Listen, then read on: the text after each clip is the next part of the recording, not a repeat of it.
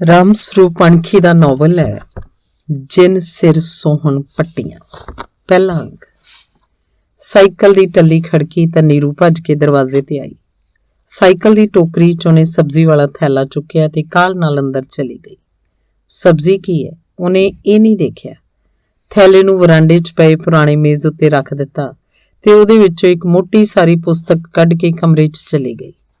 Bed ਤੇ ਮੁੱਧੀ ਪੈ ਕੇ ਕਿਤਾਬ ਦੇ ਪੰਨੇ ਇੱਧਰ ਉੱਧਰ ਉਲਟਣ ਪਲਟਣ ਲੱਗੀ। ਕਿਤਾਬ ਦੇ ਨਾਂ ਨੂੰ 2-3 ਵਾਰ ਪੜ੍ਹਿਆ ਤੇ ਫਿਰ ਉਹਨੂੰ ਮੇਜ਼ ਉੱਤੇ ਪਟਕ ਦਿੱਤਾ। ਚੀਖ ਮਾਰੀ।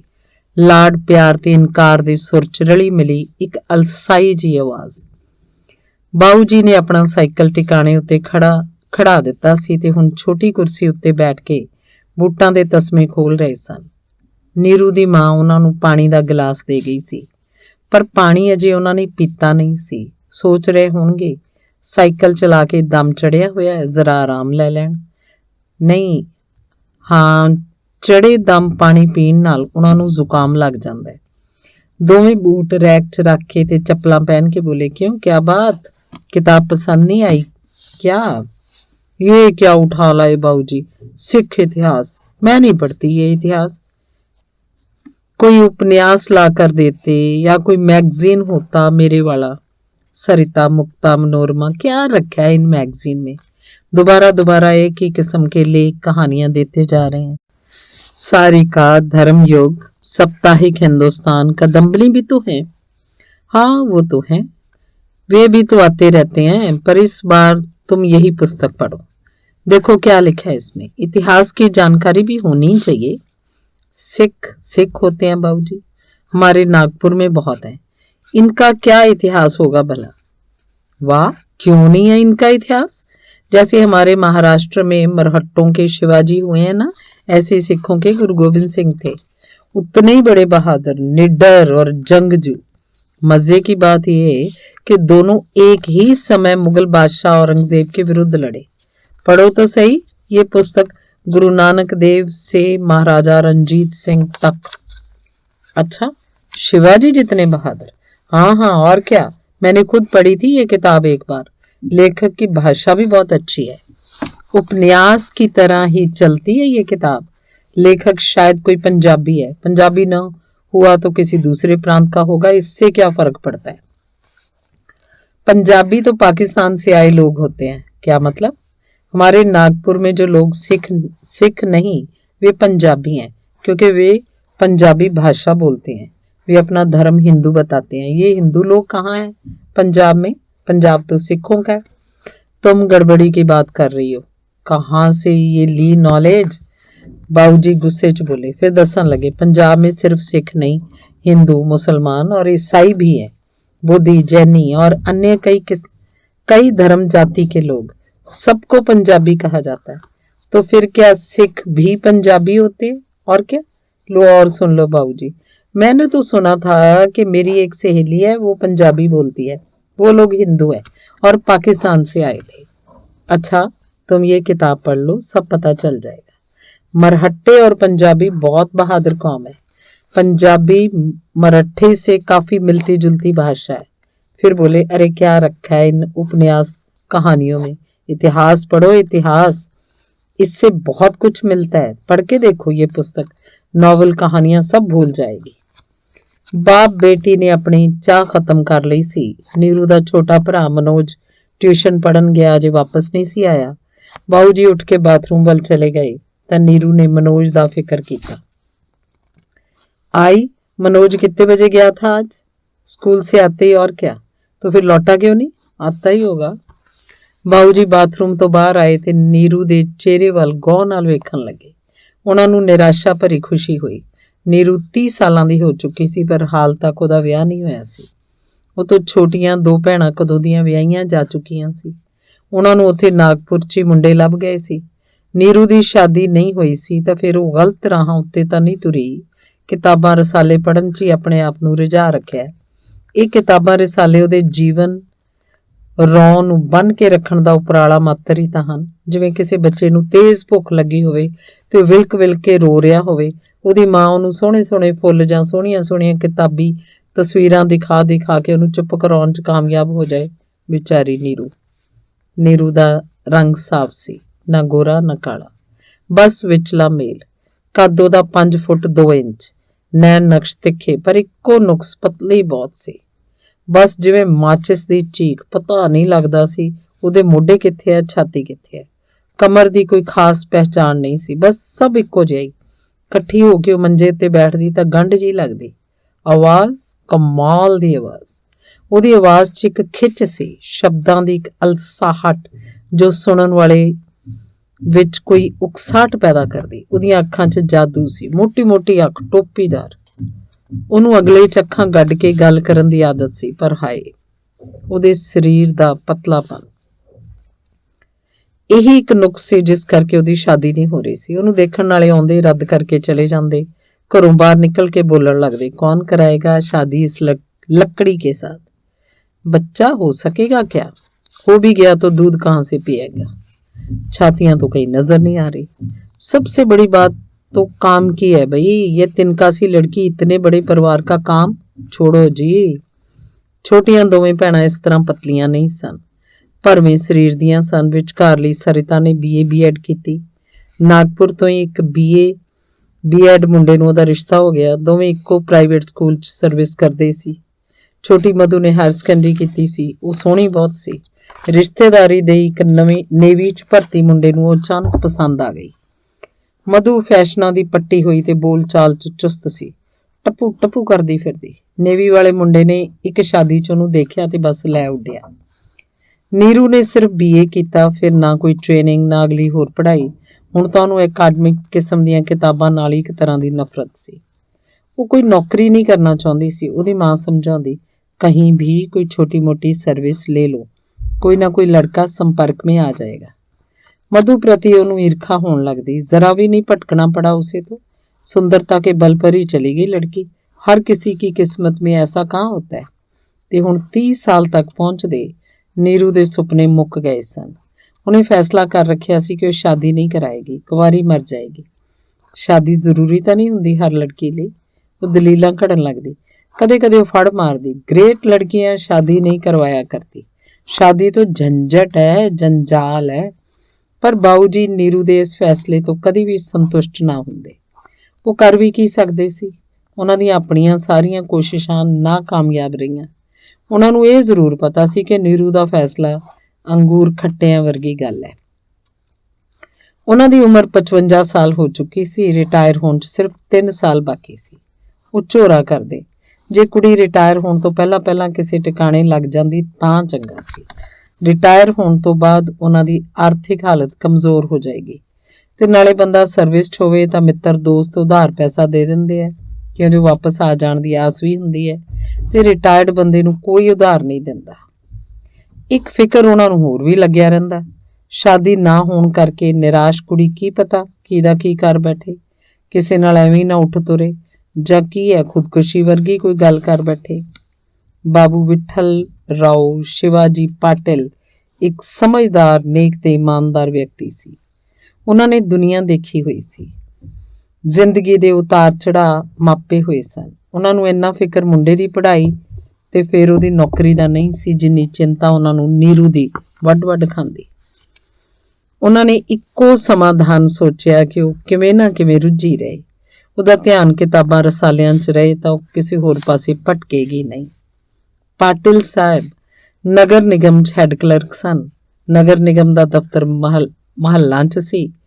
ਭੌਸਲਿਆਂ ਦੇ ਮਹਿਲ ਜਿਨ੍ਹਾਂ ਨੂੰ ਆਜ਼ਾਦੀ ਤੋਂ ਬਾਅਦ ਪਬਲਿਕ ਦਫ਼ਤਰਾਂ ਲਈ ਵਰਤਿਆ ਜਾਣ ਲੱਗਿਆ ਸੀ।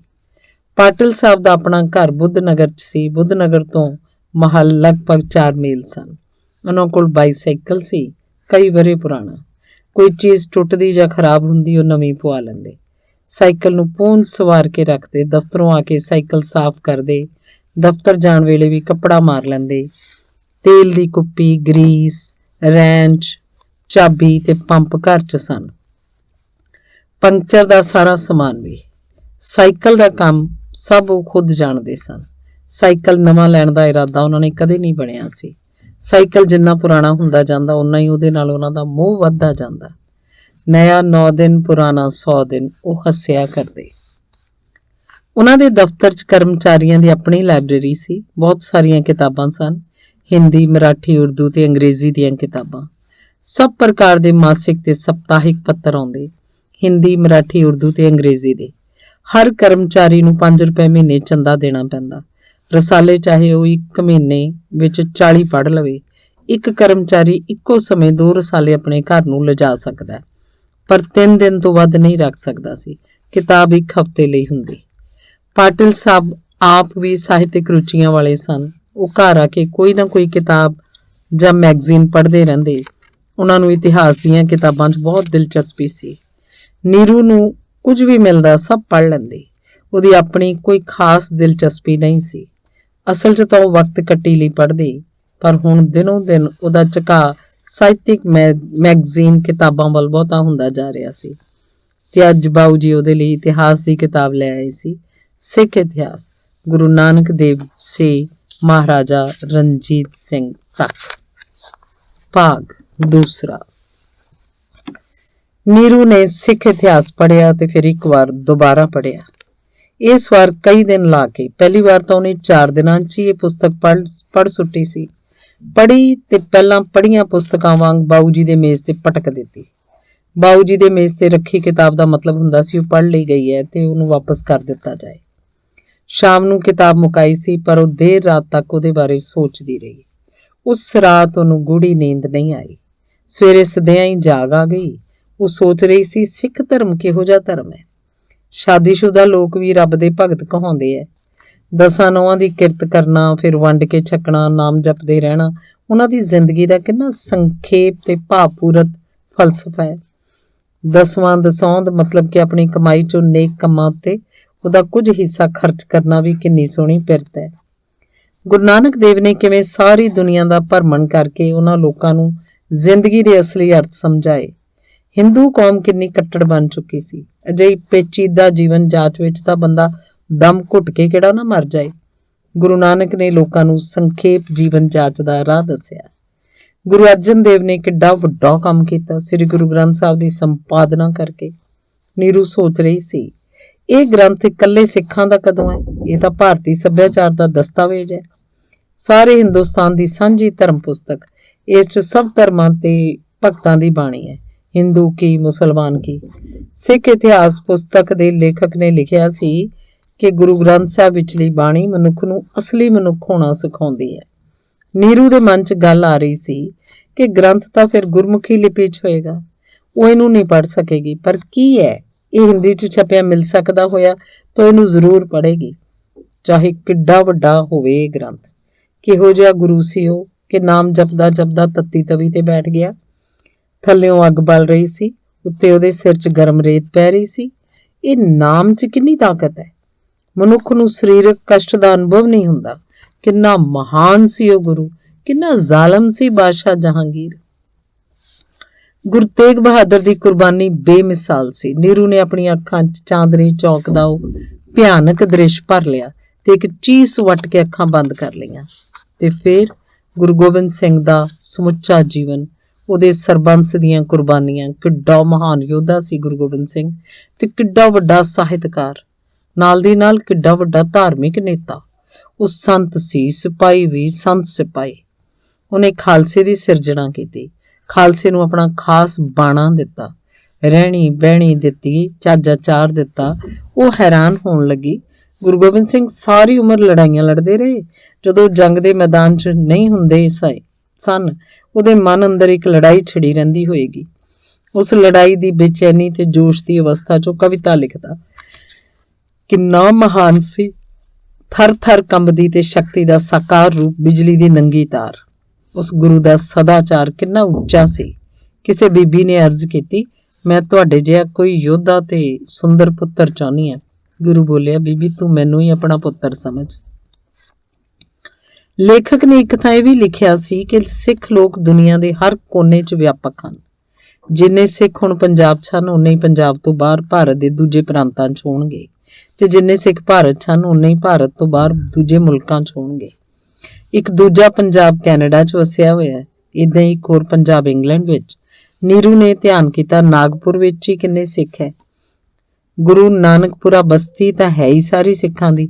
ਫਿਰ ਬਾਬਾ ਬੁੱਢਾ ਜੀ ਨਗਰ, ਨੀਰੂ ਦੇ ਦਿਮਾਗ 'ਚ ਫਿਰ ਬਾਬਾ ਬੰਦਾ ਬਹਾਦਰ ਘੁੰਮ ਗਿਆ। ਬੰਗਾਲੀ ਕਵੀ ਰਵਿੰਦਰਨਾਥ ਟੈਗੋਰ ਨੇ ਉਹਦੇ ਬਾਰੇ ਕਵਿਤਾ ਲਿਖੀ। ਉਹਨੇ ਸਰਹੰਦ ਦੀ ਇੱਟ ਨਾਲ ਇੱਟ ਖੜਕਾਤੀ ਸੀ। ਉਹ ਸਰਹੰਦ ਜਿੱਥੋਂ ਦੀ ਖੂਨੀ ਦੀਵਾਰ 'ਚ ਗੁਰੂ ਗੋਬਿੰਦ ਸਿੰਘ ਦੇ 2 ਸਾਹਿਬਜ਼ਾਦੇ ਜਿਉਂਦੇ ਚਿਣ ਦਿੱਤੇ ਗਏ। ਮਹਾਰਾਜਾ ਰਣਜੀਤ ਸਿੰਘ ਨੇ ਪੰਜਾਬ 'ਚ ਸਿੱਖ ਰਾਜ ਕਾਇਮ ਕੀਤਾ, ਪਰ ਉਹਦੇ ਰਾਜ 'ਚ ਸਾਰੇ ਧਰਮਾਂ ਨੂੰ ਇੱਕੋ ਜਿਹਾ ਸਤਿਕਾਰ ਤੇ ਪਿਆਰ ਪ੍ਰਾਪਤ ਸੀ। ਉਹਦਾ ਜਰਨੈਲ ਸਰਦਾਰ ਹਰੀ ਸਿੰਘ ਨਲੂਆ ਪਰਬਤ ਜਿਹੇ ਵੱਡੇ ਆਕਾਰ ਵਾਲਾ ਯੋਧਾ ਸੀ। ਦੁਸ਼ਮਣ ਉਹਦੇ ਨਾਂ ਤੋਂ ਹੀ ਭੈ ਖਾਂਦੇ। ਪਠਾਨ ਇਸਤਰੀਆਂ ਆਖਦੀਆਂ, ਬੱਚਿਆ ਚੁੱਪ, ਹਰੀਆਂ ਰਾਂਗਲੇ ਦੇ, ਬੱਚਿਆ ਚੁੱਪ ਸ਼ਾਹ, ਹਰੀਆਂ ਰਾਂਗਲੇ ਦੇ। ਤੇ ਫਿਰ ਨੀਰੂ ਕੌਮੀ ਕਵੀ ਸ਼ਾਹ ਮੁਹੰਮਦ ਨੂੰ ਯਾਦ ਕਰਦੀ ਰਹੀ। ਬੇਲਾਗ ਇਤਿਹਾਸਕਾਰ ਕਵੀ ਸੀ ਉਹ। ਅੰਗਰੇਜ਼ਾਂ ਤੇ ਸਿੱਖਾਂ ਦੀ ਲੜਾਈ ਦਾ ਨਿਰਪੱਖ ਵਰਣਨ ਕੀਤਾ ਉਹਨੇ, ਪਰ ਵਾਧੂ ਮਣਕਾ ਸਿੱਖਾਂ ਵੱਲ ਸੁੱਟਦਾ। ਉਹਨੇ ਅੰਗਰੇਜ਼ਾਂ ਤੇ ਸਿੱਖਾਂ ਦੀ ਲੜਾਈ ਨੂੰ ਜੰਗ ਹਿੰਦ ਪੰਜਾਬ ਆਖਿਆ। ਸਿੱਖ ਫੌਜਾਂ ਦੀ ਹਾਰ ਉੱਤੇ ਲਹੂ ਦੇ ਹੰਝੂ ਵਹਾਏ ਤੇ ਫਿਰ ਸਿੱਖ ਰਾਜ ਦੀ ਆਖਰੀ ਨਿਸ਼ਾਨੀ ਮਹਾਰਾਜਾ ਦਲੀਪ ਸਿੰਘ ਦਾ ਹਸ਼ਰ। ਪਾਟਿਲ ਸਾਹਿਬ ਦਾ ਦਫ਼ਤਰ 10 ਵਜੇ ਲੱਗਦਾ ਹੁੰਦਾ। ਉਹ 9 ਵਜੇ ਘਰੋਂ ਚੱਲ ਪੈਂਦੇ। 1 ਘੰਟੇ ਦਾ ਰਾਹ ਸੀ। ਜਾਂਦੇ 1 ਘੰਟਾ ਲਾਉਂਦੇ, ਪਰ ਮੁੜਦੇ ਵਕਤ 1.5 ਘੰਟਾ ਲੱਗ ਜਾਂਦਾ। ਬਾਊ ਜੀ ਐਨ ਤਿਆਰ ਹੋਏ, ਸ਼ੀਸ਼ੇ ਅੱਗੇ ਖੜ ਕੇ ਸਿਰ 'ਚ ਕੰਘਾ ਕੀਤਾ। ਇਹ ਉਹਨਾਂ ਦੀ ਤੁਰਨ ਦੀ ਨਿਸ਼ਾਨੀ ਹੁੰਦੀ। ਸਿਰ 'ਚ ਕੰਘਾ ਤਾਂ ਪਹਿਲਾਂ ਵੀ ਕੀਤਾ ਹੁੰਦਾ, ਪਰ ਜਦੋਂ ਤਿਆਰ ਬਰ ਤਿਆਰ ਹੋ ਕੇ ਉਹ ਸ਼ੀਸ਼ੇ ਅੱਗੇ ਆ ਕੇ ਖੜਦੇ, ਸਿਰ 'ਚ ਇੱਕ ਆਦਤ ਵਾਂਗ ਕੰਘਾ ਫੇਰਦੇ, ਤਾਂ ਸਮਝੋ ਅਗਲੇ ਪਾਲੀ ਉਹ ਸਾਈਕਲ ਵੱਲ ਜਾਣਗੇ ਤੇ ਫਿਰ ਝਟ ਘਰੋਂ ਬਾਹਰ। ਬਾਊ ਜੀ ਸ਼ੀਸ਼ੇ ਅੱਗੇ ਆ ਕੇ ਖੜੇ ਸੀ ਤੇ ਕਾਰਨਸ ਉੱਤੇ ਪਏ ਕੰਘੇ ਨੂੰ ਹੱਥ ਪਾਇਆ ਹੀ ਸੀ ਕਿ ਨੀਰੂ ਨੇ ਉਹਨਾਂ ਦੀ ਮੇਜ਼ ਉੱਤੇ ਉਹ ਕਿਤਾਬ ਫਿਰ ਚੁੱਕ ਲਈ। ਨਹੀਂ ਤਾਂ ਬਾਊ ਜੀ ਨੇ ਹੁਣੇ ਕਿਤਾਬ ਚੁੱਕਣੀ ਸੀ, ਸਾਈਕਲ ਦੀ ਟੋਕਰੀ 'ਚ ਰੱਖ ਕੇ ਲੈ ਜਾਣੀ ਸੀ ਦਫ਼ਤਰ ਦੀ ਲਾइब्रेरी ਨੂੰ ਵਾਪਸ ਕਰਨ ਲਈ। नीरू बोली, बाबू जी मैं ये किताब दोबारा पढ़ूंगी, इसे छोड़ जाओ। एक बार पढ़ के समझ में नहीं आई? एक बार पढ़ के समझ में नहीं आया क्या? समझ में तो बहुत आया है, ऐसी क्या मुश्किल थी इसमें? सीधी सादी भाषा तो है, लेकिन मैं इसे दोबारा पढ़ूंगी, अच्छी किताब लगती है। लेकिन 4 दिन तो हो चुके हैं, देख लो, 3 दिन और रख सकती हो बस। सवेरे सदियां उठ के वो किताब पढ़न लग पैंदी। बाऊ जी ਦੇ ਦਫ਼ਤਰ ਜਾਣ ਵੇਲੇ ਤੱਕ ਪੜ੍ਹਦੀ ਰਹਿੰਦੀ, ਫਿਰ ਨਹਾਉਂਦੀ, ਨਾਸ਼ਤਾ ਖਾ ਕੇ ਸੌਂ ਜਾਂਦੀ। ਘੰਟਾ ਅੱਧਾ ਘੰਟਾ ਹੀ ਸੌਂਦੀ, ਫਿਰ ਕਿਤਾਬ ਲੈ ਕੇ ਬੈਠ ਜਾਂਦੀ। ਦੁਪਹਿਰ ਦਾ ਖਾਣਾ ਖਾਂਦੀ, ਸੌਂ ਜਾਂਦੀ। ਇਸ ਵਾਰ ਵੀ ਉਹ ਘੰਟਾ ਅੱਧਾ ਘੰਟਾ ਹੀ ਸੌਂਦੀ। ਖੁਦ ਹੀ ਚਾਹ ਦਾ ਕੱਪ ਬਣਾਉਂਦੀ, ਪੀ ਕੇ ਪੜ੍ਹਨ ਬਹਿ ਜਾਂਦੀ। ਬਾਊ ਜੀ ਦੇ ਆਉਣ ਤੱਕ ਪੜ੍ਹਦੀ। ਜੋ ਕੁਝ ਪੜ੍ਹਿਆ ਹੁੰਦਾ ਉਹਦੇ ਬਾਰੇ ਬਾਊ ਜੀ ਨਾਲ ਗੱਲਾਂ ਕਰਦੀ। ਕਦੇ ਕਦੇ ਉਹ ਬਹਿਸ ਪੈਂਦੇ, ਪਰ ਅਖੀਰ ਉਹ ਬਾਊ ਜੀ ਦੀ ਦਲੀਲ ਨੂੰ ਮੰਨ ਲੈਂਦੀ। ਰਾਤ ਨੂੰ 2-3 ਘੰਟੇ ਉਹ ਹੋਰ ਪੜ੍ਹਦੀ। ਉਹਦੀ ਪੜ੍ਹਨ ਦੀ ਸਪੀਡ ਬਹੁਤ ਤੇਜ਼ ਸੀ। ਇੱਕ ਦਿਨ 'ਚ 200 ਸਫ਼ਾ ਵੀ ਪੜ੍ਹ ਸਕਦੀ, ਪਰ ਨਾਵਲਾਂ ਜਾਂ ਕਹਾਣੀਆਂ ਦਾ। ਸਿੱਖ ਇਤਿਹਾਸ ਉਹਨੇ ਪਹਿਲੀ ਵਾਰ 4 ਦਿਨਾਂ 'ਚ ਪੜ੍ਹਿਆ, 500 ਸਫ਼ਾ ਸੀ। ਪਰ ਹੁਣ ਦੂਜੀ ਵਾਰ ਉਹਦਾ ਪੜ੍ਹਨ ਦਾ ਢੰਗ ਹੋਰ ਸੀ। ਉਹ 2 ਸਫ਼ੇ ਪੜ੍ਹਦੀ, ਸੋਚਣ ਲੱਗ ਪੈਂਦੀ, ਵਿੱਚ ਦੀ ਸੌਂ ਜਾਂਦੀ, ਪਰ ਉਹਨੂੰ ਲੱਗਦਾ ਜਿਵੇਂ ਸੁੱਤੀ ਪਈ ਵੀ ਉਹ ਕਿਤਾਬ ਦੀਆਂ ਘਟਨਾਵਾਂ ਨੂੰ ਵਾਚ ਰਹੀ ਹੋਵੇ। ਇੰਜ ਉਹਨੂੰ ਦੁਬਾਰਾ ਕਿਤਾਬ ਪੜ੍ਹਨ ਵੇਲੇ ਪੂਰੇ 10 ਦਿਨ ਲੱਗੇ। ਬਾਊ ਜੀ ਨੂੰ ਇਹ ਕਿਤਾਬ ਦੁਬਾਰਾ ਇਸ਼ੂ ਕਰਵਾਉਣੀ ਪਈ ਸੀ, ਨਹੀਂ ਤਾਂ 7 ਦਿਨਾਂ ਦਾ ਜੁਰਮਾਨਾ ਦੇਣਾ ਪੈਂਦਾ। ਇਸ ਪੁਸਤਕ 'ਚ 3 ਵਿਸ਼ੇਸ਼ਤਾਵਾਂ ਸਨ। ਇਤਿਹਾਸ ਦਾ ਇਸੀ ਹੀ। ਦੂਜੀ ਤੇ ਤੀਜੀ ਵਿਸ਼ੇਸ਼ਤਾ ਇਹ ਕਿ ਨਾਲ ਦੀ ਨਾਲ ਇਹ ਧਰਮ ਪੁਸਤਕ ਦਾ ਪ੍ਰਭਾਵ ਦਿੰਦੀ ਤੇ ਗਲਪ ਅੰਸ਼ ਦਾ ਸੁਆਦ ਵੀ। ਪਾਟਿਲ ਸਾਹਿਬ ਨਵੀਆਂ ਕਿਤਾਬਾਂ ਘਰ 'ਚ ਲਿਆ ਕੇ ਰੱਖਦੇ ਤੇ ਬਹੁਤ ਸਾਰੇ ਮੈਗਜ਼ੀਨ ਵੀ, ਪਰ ਨੀਰੂ ਹੁਣ ਕਾਸੇ ਨੂੰ ਹੱਥ ਨਾ ਲਾਉਂਦੀ, ਜਿਵੇਂ ਉਹਨੇ ਕਿਤਾਬਾਂ ਰਸਾਲੇ ਨਾ ਪੜ੍ਹਨ ਦੀ ਕੋਈ ਕਸਮ ਖਾ ਰੱਖੀ ਹੋਵੇ। ਕੁਝ ਵੀ ਨਵਾਂ ਪੜ੍ਹਨ ਨੂੰ ਉਹਦਾ ਦਿਲ ਨਾ ਕਰਦਾ, ਬਸ ਸੁੱਤੀ ਰਹਿੰਦੀ। ਜਾਂ ਦਿਲ ਕੀਤਾ ਤਾਂ ਰੇਡੀਓ ਦੇ ਗਾਣੇ ਸੁਣ ਲੈਂਦੀ। ਖਬਰਾਂ 'ਚ ਕੋਈ ਦਿਲਚਸਪੀ ਨਹੀਂ ਰਹਿ ਗਈ ਸੀ। 10-12 ਦਿਨਾਂ ਬਾਅਦ ਉਹ ਘਰੋਂ ਬਾਹਰ ਹੋਈ ਤੇ ਬੁੱਧ ਨਗਰ ਦੇ ਕਲਗੀਧਰ ਦਰਬਾਰ ਗੁਰਦੁਆਰੇ ਪਹੁੰਚ ਗਈ। ਸਵੇਰ ਦੇ 8 ਵਜੇ ਸੀ। ਦੂਜੀ ਮੰਜ਼ਿਲ ਉੱਤੇ ਕੀਰਤਨ ਹੋ ਰਿਹਾ ਸੀ। ਹੋਰ ਕੁੜੀਆਂ ਬੁੜੀਆਂ ਵੀ ਸਨ ਜੋ ਪੌੜੀਆਂ ਚੜ੍ਹ ਕੇ ਉਤਾਂ ਜਾ ਰਹੀਆਂ ਸਨ। ਉਹਨਾਂ ਵਾਂਗ ਹੀ ਗੁਰੂ ਗ੍ਰੰਥ ਸਾਹਿਬ ਅੱਗੇ ਮੱਥਾ ਟੇਕ ਕੇ ਔਰਤਾਂ 'ਚ ਬੈਠ ਗਈ। ਉਹਨੇ ਦੇਖਿਆ ਸਭ ਔਰਤਾਂ ਉਹਦੇ ਵੱਲ ਝਾਕ ਰਹੀਆਂ ਸਨ। ਪਹਿਲਾਂ ਤਾਂ ਉਹ ਬੇਚੈਨ ਜੀ ਹੋਈ, ਪਰ ਛੇਤੀ ਉਹਨੂੰ ਸਮਝ ਆ ਗਈ ਕਿ ਉਹ ਸਭ ਉਹਦੇ ਵੱਲ ਕਿਉਂ ਵੇਖ ਰਹੀਆਂ ਸੀ। ਗੱਲ ਇਹ ਸੀ ਕਿ ਉਹਨਾਂ 'ਚੋਂ ਕੱਲੀ ਸੀ ਜਿਹਨੇ ਸਾੜੀ ਪਹਿਨ ਰੱਖੀ ਸੀ, ਬਾਕੀ ਸਭ ਸਲਵਾਰ ਕਮੀਜ਼ 'ਚ ਸਨ। ਸਿਰ ਤੇ ਰੰਗਦਾਰ ਚੁੰਨੀਆਂ, ਬੁੱਢੀਆਂ ਔਰਤਾਂ ਦੇ ਚਿੱਟੀਆਂ ਚੁੰਨੀਆਂ ਸੀ। ਛੋਟੀ ਉਮਰ ਦੀਆਂ ਕੁੜੀਆਂ ਬਗੈਰ ਚੁੰਨੀਆਂ ਵੀ। ਛੋਟੀਆਂ ਕੁੜੀਆਂ 'ਚ ਛੋਟੀ ਉਮਰ ਦੇ ਮੁੰਡੇ ਵੀ ਸੀ, ਜਿਨ੍ਹਾਂ ਦੇ ਸਿਰ ਦੇ ਵਾਲਾਂ ਦਾ ਜੂੜਾ ਬਣਾ ਕੇ ਪੀਲੇ ਜਾਂ ਸਫੇਦ ਰੰਗ ਦਾ ਪਟਕਾ ਬੰਨਿਆ ਸੀ। ਇੱਕ ਪਾਸੇ ਬੁੱਢੇ, ਤੇ ਨੌਜਵਾਨ ਸਨ ਪੱਗਾਂ ਵਾਲੇ, ਕੁਝ ਉੱਠਦੀ ਜਵਾਨੀ ਵਾਲੇ ਮੁੰਡੇ ਵੀ ਸਨ। ਉਹਨਾਂ ਦੇ ਸਿਰਾਂ ਤੇ ਪਟਕੇ ਸਨ, ਲਾਲ ਪੀਲੇ ਚਿੱਟੇ। ਕੀਰਤਨ ਕਰਨ ਵਾਲੇ ਤਿੰਨੋਂ ਸਿੰਘ ਮਸਤ ਹੋ ਕੇ ਗਾ ਰਹੇ ਸੀ। 2 ਹਾਰਮੋਨੀਅਮ ਤੇ ਇੱਕ ਤਬਲਾ ਜੋੜੇ। ਅੱਧਾ ਘੰਟਾ ਨੀਰੂ ਉੱਥੇ ਬੈਠੀ ਰਹੀ। ਕੀਰਤਨ ਦੇ ਸ਼ਬਦਾਂ 'ਚ ਇੱਕ ਅਜੀਬ ਸ਼ਾਂਤੀ ਸੀ, ਅਜੀਬ ਪਵਿੱਤਰਤਾ ਤੇ ਅਜੀਬ ਗੁਦਗੁਦਾਹਟ। ਸਰੋਤੇ ਅੱਖਾਂ ਮੀਟ ਕੇ ਕੀਰਤਨ ਦਾ ਆਨੰਦ ਲੈ ਰਹੇ ਸਨ। ਰਾਗੀ ਸਿੰਘਾਂ ਦੇ ਚਿਹਰਿਆਂ ਉੱਤੇ ਕੋਈ ਰੱਬੀ ਜਲੌ ਸੀ, ਇੱਕ ਵਜਦ ਜਿਸ ਕਰਕੇ ਉਹਨਾਂ ਦੀਆਂ ਅੱਖਾਂ ਮਿਚ ਜਾਂਦੀਆਂ। ਭੋਗ ਪੈਣ ਬਾਅਦ ਕੜਾਹ ਪ੍ਰਸ਼ਾਦ ਦੀ ਦੇਗ ਵਰਤਾਈ ਗਈ। ਇਸ ਕੜਾਹ ਪ੍ਰਸ਼ਾਦ ਬਾਰੇ ਉਹਨੇ ਉਸ ਪੁਸਤਕ 'ਚ ਪੜ੍ਹਿਆ ਹੋਇਆ ਸੀ। ਉਹਨੇ ਪ੍ਰਸ਼ਾਦ ਦਾ ਗੱਫਾ ਲੈ ਲਿਆ ਤੇ ਕੋਲ ਬੈਠੀਆਂ ਦੂਜੀਆਂ ਕੁੜੀਆਂ ਨੂੰ ਦੇਖ ਦੇਖ ਉਹਨਾਂ ਵਾਂਗ ਖਾਣ ਲੱਗੀ ਤੇ ਫਿਰ ਥਿੰਦੇ ਹੱਥ ਆਪਣੇ ਹੱਥਾਂ ਤੇ ਮਲ ਲਏ। ਥਿੰਦਿਆਈ ਗਈ ਨਹੀਂ ਤਾਂ ਸਿਰ ਦੇ ਵਾਲਾਂ ਨੂੰ ਸੁਵਾਰ ਲਿਆ। ਉਹ ਪੌੜੀਆਂ ਉਤਰ ਰਹੀ ਸੀ ਤਾਂ ਕਿਸੇ ਕੁੜੀ ਨੇ ਉਹਦੇ ਮੋਢੇ ਤੇ ਹੱਥ ਰੱਖ ਦਿੱਤਾ। ਇਹ ਕੋਈ ਸਿੱਖ ਕੁੜੀ ਸੀ ਜਿਹੜੀ ਸਕੂਲ 'ਚ ਕਿਸੇ ਸਮੇਂ ਉਹਦੇ ਨਾਲ ਪੜ੍ਹੀ ਸੀ। ਉਹ ਕਈ ਸਾਲਾਂ ਬਾਅਦ ਉਹਨੂੰ ਪਹਿਲੀ ਵਾਰ ਮਿਲੀ ਸੀ। ਥੱਲੇ ਵਿਹੜੇ 'ਚ ਆ ਕੇ ਉਹ ਕਾਫੀ ਚਿਰ ਆਪਣੀਆਂ ਪੁਰਾਣੀਆਂ ਗੱਲਾਂ ਕਰਦੀਆਂ ਰਹੀਆਂ। ਸਿੱਖ ਕੁੜੀ ਹੱਸ ਰਹੀ ਸੀ ਕਿ ਉਹ ਕਿੰਨੀ ਪਤਲੀ ਹੋ ਗਈ ਹੈ। ਨੀਰੂ ਹੱਸ ਰਹੀ ਸੀ ਕਿ ਉਹ ਕਿੰਨੀ ਮੋਟੀ ਹੋ ਗਈ ਹੈ। ਦੋਵੇਂ ਹੈਰਾਨ ਸਨ ਕਿ ਉਹਨਾਂ ਨੇ ਇੱਕ ਦੂਜੇ ਨੂੰ ਪਹਿਚਾਨ ਕਿਵੇਂ ਲਿਆ। ਅੰਗ ਤੀਸਰਾ। ਘਰ ਆ ਕੇ ਨੀਰੂ ਆਪਣੇ ਆਪ ਉੱਤੇ ਗੁੱਸੇ ਹੋ ਰਹੀ ਸੀ ਕਿ ਉਹ ਸਿੱਖ ਕੁੜੀ ਦਾ ਨਾਂ ਕਿਉਂ ਭੁੱਲ ਗਈ। ਉਹਨੇ ਉਹਦੇ ਨਾਲ ਹਾਇਰ ਸੈਕੰਡਰੀ ਪਾਸ ਕੀਤੀ ਸੀ। ਉਹ ਤਾਂ ਇੱਕੋ ਡੈਸਕ ਉੱਤੇ ਬੈਠਦੀਆਂ ਹੁੰਦੀਆਂ। ਉਹ ਕਿੰਨਾ ਘੁਲੀਆਂ ਮਿਲੀਆਂ ਹੋਈਆਂ ਸਨ, ਪਰ ਉਹਦੇ ਘਰ ਕਦੇ ਨਹੀਂ ਗਈ ਸੀ। ਉਹਨਾਂ ਦਾ ਘਰ ਬੁੱਧ ਨਗਰ 'ਚ ਨਹੀਂ ਸੀ। ਬੁੱਧ ਨਗਰ 'ਚ ਤਾਂ ਉਹਦੀ ਮਾਸੀ ਸੀ। ਕੱਲ੍ਹ ਉਹ ਆਪਣੀ ਮਾਸੀ ਦੇ ਘਰ ਮਿਲਣ ਆਈ ਹੋਏਗੀ। ਉਹਦਾ ਘਰ ਤਾਂ ਸੀਤਾਬਰਡੀ 'ਚ ਕਿਧਰੇ ਸੀ, ਪਤਾ ਨਹੀਂ ਕਿੱਥੇ ਹੈ। ਉਹਨੂੰ ਮਿਲਣਾ ਚਾਹੁੰਦੀ ਸੀ। ਉਹਨੂੰ ਮਿਲ ਕੇ ਕਿੰਨਾ ਕੁਝ ਪਤਾ ਲੱਗ ਸਕਦਾ ਹੈ ਸਿੱਖਾਂ ਬਾਰੇ। ਸਿੱਖ ਜਾਤੀ ਦੇ ਲੋਕਾਂ ਬਾਰੇ ਨੀਰੂ ਦੀ ਜਗਿਆਸਾ ਭੜਕੀ ਹੋਈ ਸੀ। ਉਹਨੇ ਸੋਚਿਆ ਉਹਦਾ ਵਿਆਹ ਹੋ ਚੁੱਕਿਆ ਹੋਏਗਾ, ਪਰ ਲੱਗਦਾ ਤਾਂ ਨਹੀਂ ਸੀ ਕਿ ਉਹ ਵਿਆਹੀ ਹੋਈ ਹੈ। ਪਰ ਉਹਦੇ ਕੁਆਰੀ ਹੋਣ ਦਾ ਵੀ ਕੀ ਸਬੂਤ ਸੀ। ਉਹਨੇ ਸਲਵਾਰ ਕਮੀਜ਼ ਪਹਿਨੀ ਹੋਈ ਸੀ, ਕੰਨਾਂ ਤੇ ਨੱਕ 'ਚ ਸੋਨੇ ਦੇ ਗਹਿਣੇ ਸਨ, ਹੋਰ ਕੋਈ ਖਾਸ ਜੇਵਰ ਨਹੀਂ ਸੀ। ਸਿਰ ਦੀ ਮਾਂਗ ਸੰਧੂਰ ਨਾਲ ਨਹੀਂ ਭਰੀ ਹੋਈ ਸੀ, ਪਰ ਸਿੱਖ ਔਰਤਾਂ ਸ਼ਾਇਦ ਮਾਂਗ 'ਚ ਸੰਧੂਰ ਨਾ ਹੀ ਪਾਉਂਦੀਆਂ ਹੋਣ, ਜੇਵਰ ਵੀ ਬਹੁਤੇ ਨਾ ਪਹਿਨਦੀਆਂ ਹੋਣ, ਖਾਸ ਕਰਕੇ ਜਦੋਂ ਉਹਨਾਂ ਨੇ ਗੁਰਦੁਆਰੇ ਸਾਹਿਬ ਆਉਣਾ ਹੋਵੇ। ਨੀਰੂ ਨੇ ਅੰਦਾਜ਼ਾ ਲਾਇਆ ਉਹਦੇ ਵਿਆਹੀ ਹੋਣ ਦਾ ਇੱਕੋ ਇੱਕ ਸਬੂਤ ਸੀ ਕਿ ਉਹ ਇੰਨੀ ਮੋਟੀ ਹੋ ਗਈ ਹੈ। ਸ਼ਾਦੀ ਕਰਵਾ ਕੇ ਕੁੜੀਆਂ ਅਕਸਰ ਹੀ ਮੋਟੀਆਂ ਹੋ ਜਾਂਦੀਆਂ ਹਨ। ਉਹਨਾਂ ਦੇ ਅੰਗ ਪੈਰ ਖੁੱਲ੍ਹ ਜਾਂਦੇ ਹਨ। ਉਹਨਾਂ ਦੇ ਅੰਦਰਲੀ ਔਰਤ ਇੱਕਦਮ ਬਾਹਰ ਨਿਕਲ ਆਉਂਦੀ ਹੈ। ਨੀਰੂ ਨੇ ਸੋਚਿਆ ਉਹ ਜ਼ਰੂਰ ਵਿਆਹੀ ਹੋਈ ਹੋਏਗੀ। ਉਹਦੇ ਆਪਣੇ ਵਾਂਗ ਥੋੜਾ ਹਰ ਕੋਈ ਕੁੜੀ 30-30 ਸਾਲ ਤੱਕ ਕੁਵਾਰੀ ਬੈਠੀ ਰਹਿੰਦੀ ਹੈ। ਉਹ ਵੀ ਤਾਂ ਮੇਰੇ ਹਾਣ ਦੀ ਹੈ। 1-ਅੱਧ ਸਾਲ ਛੋਟੀ ਵੱਡੀ ਹੋਏਗੀ, ਹੋਰ ਕੀ ਹੋ ਸਕਦਾ। ਉਹਨੇ ਤਾਂ ਕੋਈ ਬੱਚਾ ਵੀ ਜੰਮ ਲਿਆ ਹੋਵੇ। ਨੀਰੂ ਦੀ ਮਾਂ ਕਿੰਨਾ ਸੱਚ ਕਹਿੰਦੀ ਹੁੰਦੀ ਹੈ। 24 ਸਾਲ ਤੱਕ ਕੁੜੀ ਦਾ ਵਿਆਹ ਹੋ ਜਾਣਾ ਚਾਹੀਦਾ ਹੈ। 30 ਸਾਲ ਦੀ ਉਮਰ ਤੱਕ ਉਹਨੇ ਜਿੰਨੇ ਬੱਚੇ ਜੰਮਣੇ ਹੋਣ ਜੰਮ ਕੇ ਕੰਮ ਖਤਮ ਕਰ ਦੇਣਾ ਚਾਹੀਦਾ ਹੈ। 2 ਬੱਚੇ 3 ਬੱਚੇ। ਗੁਰਦੁਆਰੇ ਹਰ ਐਤਵਾਰ ਕੀਰਤਨ ਹੁੰਦਾ। ਕੰਮਾਂ ਧੰਦਿਆਂ ਵਾਲੇ ਲੋਕ ਜਾਂ ਨੌਕਰੀ ਪੇਸ਼ਾ ਲੋਕ ਐਤਵਾਰ ਨੂੰ ਹੀ ਜਾ ਸਕਦੇ। ਨੀਰੂ ਅਗਲੇ ਐਤਵਾਰ ਵੀ ਗੁਰਦੁਆਰੇ ਗਈ।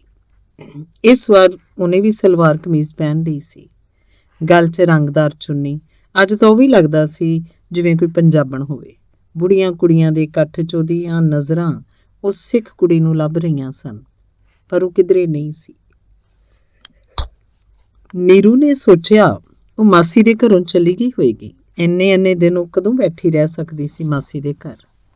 ਪਰ ਨਹੀਂ, ਭੋਗ ਪੈਣ ਵੇਲੇ ਉਹ ਤਾਂ ਉਹਦੇ ਕੋਲ ਹੀ ਬੈਠੀ ਹੋਈ ਸੀ। ਪਤਾ ਨਹੀਂ ਕਦੋਂ ਆ ਕੇ ਬੈਠ ਗਈ ਸੀ। ਉਹਨਾਂ ਦੀਆਂ ਨਜ਼ਰਾਂ ਮਿਲੀਆਂ ਤਾਂ ਉਦੋਂ ਵੀ ਮੁਸਕਰਾ ਪਈਆਂ। ਭੋਗ ਕੜਾਹ ਪ੍ਰਸ਼ਾਦ ਲੈ ਕੇ ਉੱਥੇ ਹੀ ਬੈਠੀਆਂ ਰਹੀਆਂ। ਬੁੜੀਆਂ ਕੁੜੀਆਂ ਉੱਠ ਜਾ ਰਹੀਆਂ ਸਨ, ਪਰ ਉਹ ਉੱਥੇ ਹੀ ਸਨ। ਨੀਰੂ ਨੇ ਉਹਦਾ ਨਾਮ ਪੁੱਛਿਆ। ਬਈ ਕਮਾਲ, ਤੂੰ ਮੇਰਾ ਨਾਮ ਵੀ ਭूल गई। मंजीत कौर। मेरे दिमाग में घूम रहा था, बस एक होठों पर नहीं आया। तो फिर होठों पर किसका नाम आता है आजकल? शादी वादी करवाई क्या? शादी तो अब मैं, नीरू ने अपना फैसला दसना चाहा, पर पता नहीं की सोच के उन्हें गल अगे ना तोरी। उल्टा के उन्हें पूछन लगी, तुम्हारी शादी? शादी छोड़, मेरे तो 2 बच्चे भी हैं, एक लड़का एक लड़की। लड़का 8 बरस का है और लड़की 5 की। लगता तो नहीं तुम्हारी शादी हो चुकी होगी। क्यों, क्या नहीं लगता मेरे में शादी वाला? मुझे तो वैसे ही की वैसी दिख रही हो, सुंदर सुडौल और अछूती सी। ਦੋਵੇਂ ਮਿੰਨਾ ਮਿੰਨਾ ਹੱਸਣ ਲੱਗੀਆਂ, ਜਿਵੇਂ ਨਿੱਕੇ ਨਿੱਕੇ ਘੁੰਗਰੂ ਛਣਕ ਰਹੇ ਹੋਣ। ਤੇ ਫਿਰ ਨੀਰੂ ਨੇ ਉਹਨੂੰ ਪੁੱਛਿਆ, ਕਹਾਂ ਪਰ हुई शादी? क्या नागपुर में? नहीं नहीं, पंजाब में। मेरी एक मौसी तो यही है ना, बुद्धनगर में। तुम जानती हो उसे? एक मौसी लुधियाना है। वे मौसी मेरा रिश्ता ले गई थी अपने देवर के लिए। क्या करते हैं तुम्हारे मिस्टर? उनकी हौजरी की दुकान है वहाँ पर। वे भी सिख जाति के होंगे? नहीं, वे सिख नहीं, हिंदू है। हमारी जाति में हिंदू सिख दोनों होते हैं। सिर के बाल बढ़ा के पगड़ी बांध लो तो सिख, सिर के बाल कटवा लो तो हिंदू। ऐसा क्या? हाँ, पंजाब में और भी ऐसी कई जातियां हैं। तो फिर हिंदू लड़कियां सिख लड़कों से भी शादी करवा लेती होंगी? हाँ, क्यों नहीं। तो फिर तुम क्या? कुछ नहीं। तो फिर पूछने लगी, तो अब नागपुर में तुम आई से मिलने आई होगी? नहीं, मौसी के पास हूँ। मौसी का एक ही लड़का है ना, वो यहाँ डिफेंस फैक्ट्री में काम करता है, रात की ड्यूटी रहती है। मौसी की बेटी भी कोई नहीं, मुझसे प्यार है मौसी का। उनकी बहू को बच्चा होना है, इसी वास्ते मुझे यहाँ लेकर आए हैं। काम वाम रहेगा ना। तो क्या दोनों बच्चे भी साथ ले आई हो? नहीं, लड़का वहीं छोड़ आई हूँ। उसका तो स्कूल है ना, लड़की मेरे साथ है। लड़की भी तो स्कूल जाती होगी। छोटी कक्षा का क्या है, यहाँ पर मैं खुद पढ़ा देती हूँ उसे। ਪ੍ਰਬੰਧਕ ਸਭ ਕੁਝ ਸੰਤੋਖ ਚੁੱਕੇ ਸਨ। ਹੁਣ ਉਹਨਾਂ ਕੁੜੀਆਂ ਵੱਲ ਝਾਕਣ ਲੱਗੇ। ਕੁੜੀਆਂ ਉੱਠਣ ਤੇ ਉਹ ਦਰਬਾਰ ਸਾਹਿਬ ਦੇ ਖਿੜਕੀਆਂ ਦਰਵਾਜ਼ੇ ਬੰਦ ਕਰਨ। ਕੁੜੀਆਂ ਉਹਨਾਂ ਦੀਆਂ ਅੱਖਾਂ ਨੂੰ ਸਮਝ ਗਈਆਂ।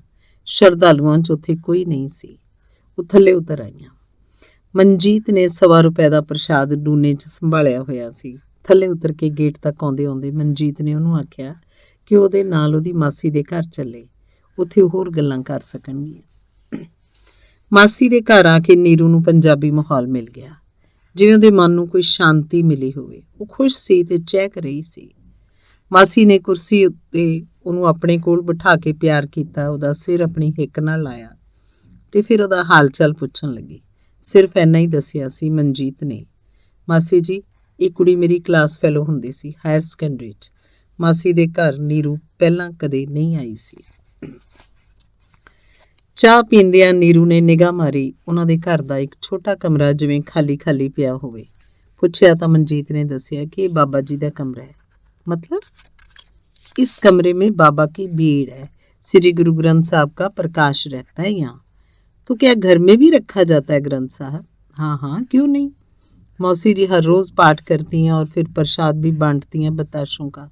मैं देखूंगी गुरु ग्रंथ साहब को पढ़कर। नीरू चाह मुका के झटके नाल उठी।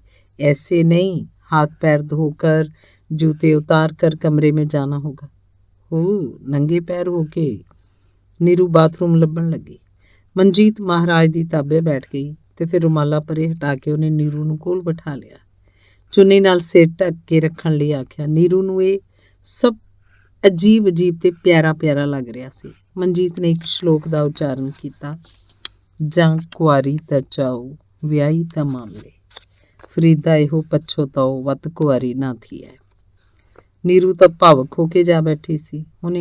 ਉਹਨੂੰ ਗੁਰਮੁਖੀ ਲਿਪੀ ਕਦੋਂ ਆਉਂਦੀ ਸੀ ਪੜ੍ਹਨੀ। ਉਹ ਪਛਤਾਈ, ਕਾਸ਼ ਉਹਨੂੰ ਇਹ ਭਾਸ਼ਾ ਪੜ੍ਹਨੀ ਆਉਂਦੀ ਹੁੰਦੀ। ਮਨਜੀਤ ਨੇ 4-5 ਸ਼ਲੋਕ ਹੋਰ ਪੜ੍ਹੇ ਤੇ ਫਿਰ ਬਾਬੇ ਦੀ ਦੇਹ ਉੱਤੇ ਰੁਮਾਲਾ ਦੇ ਦਿੱਤਾ।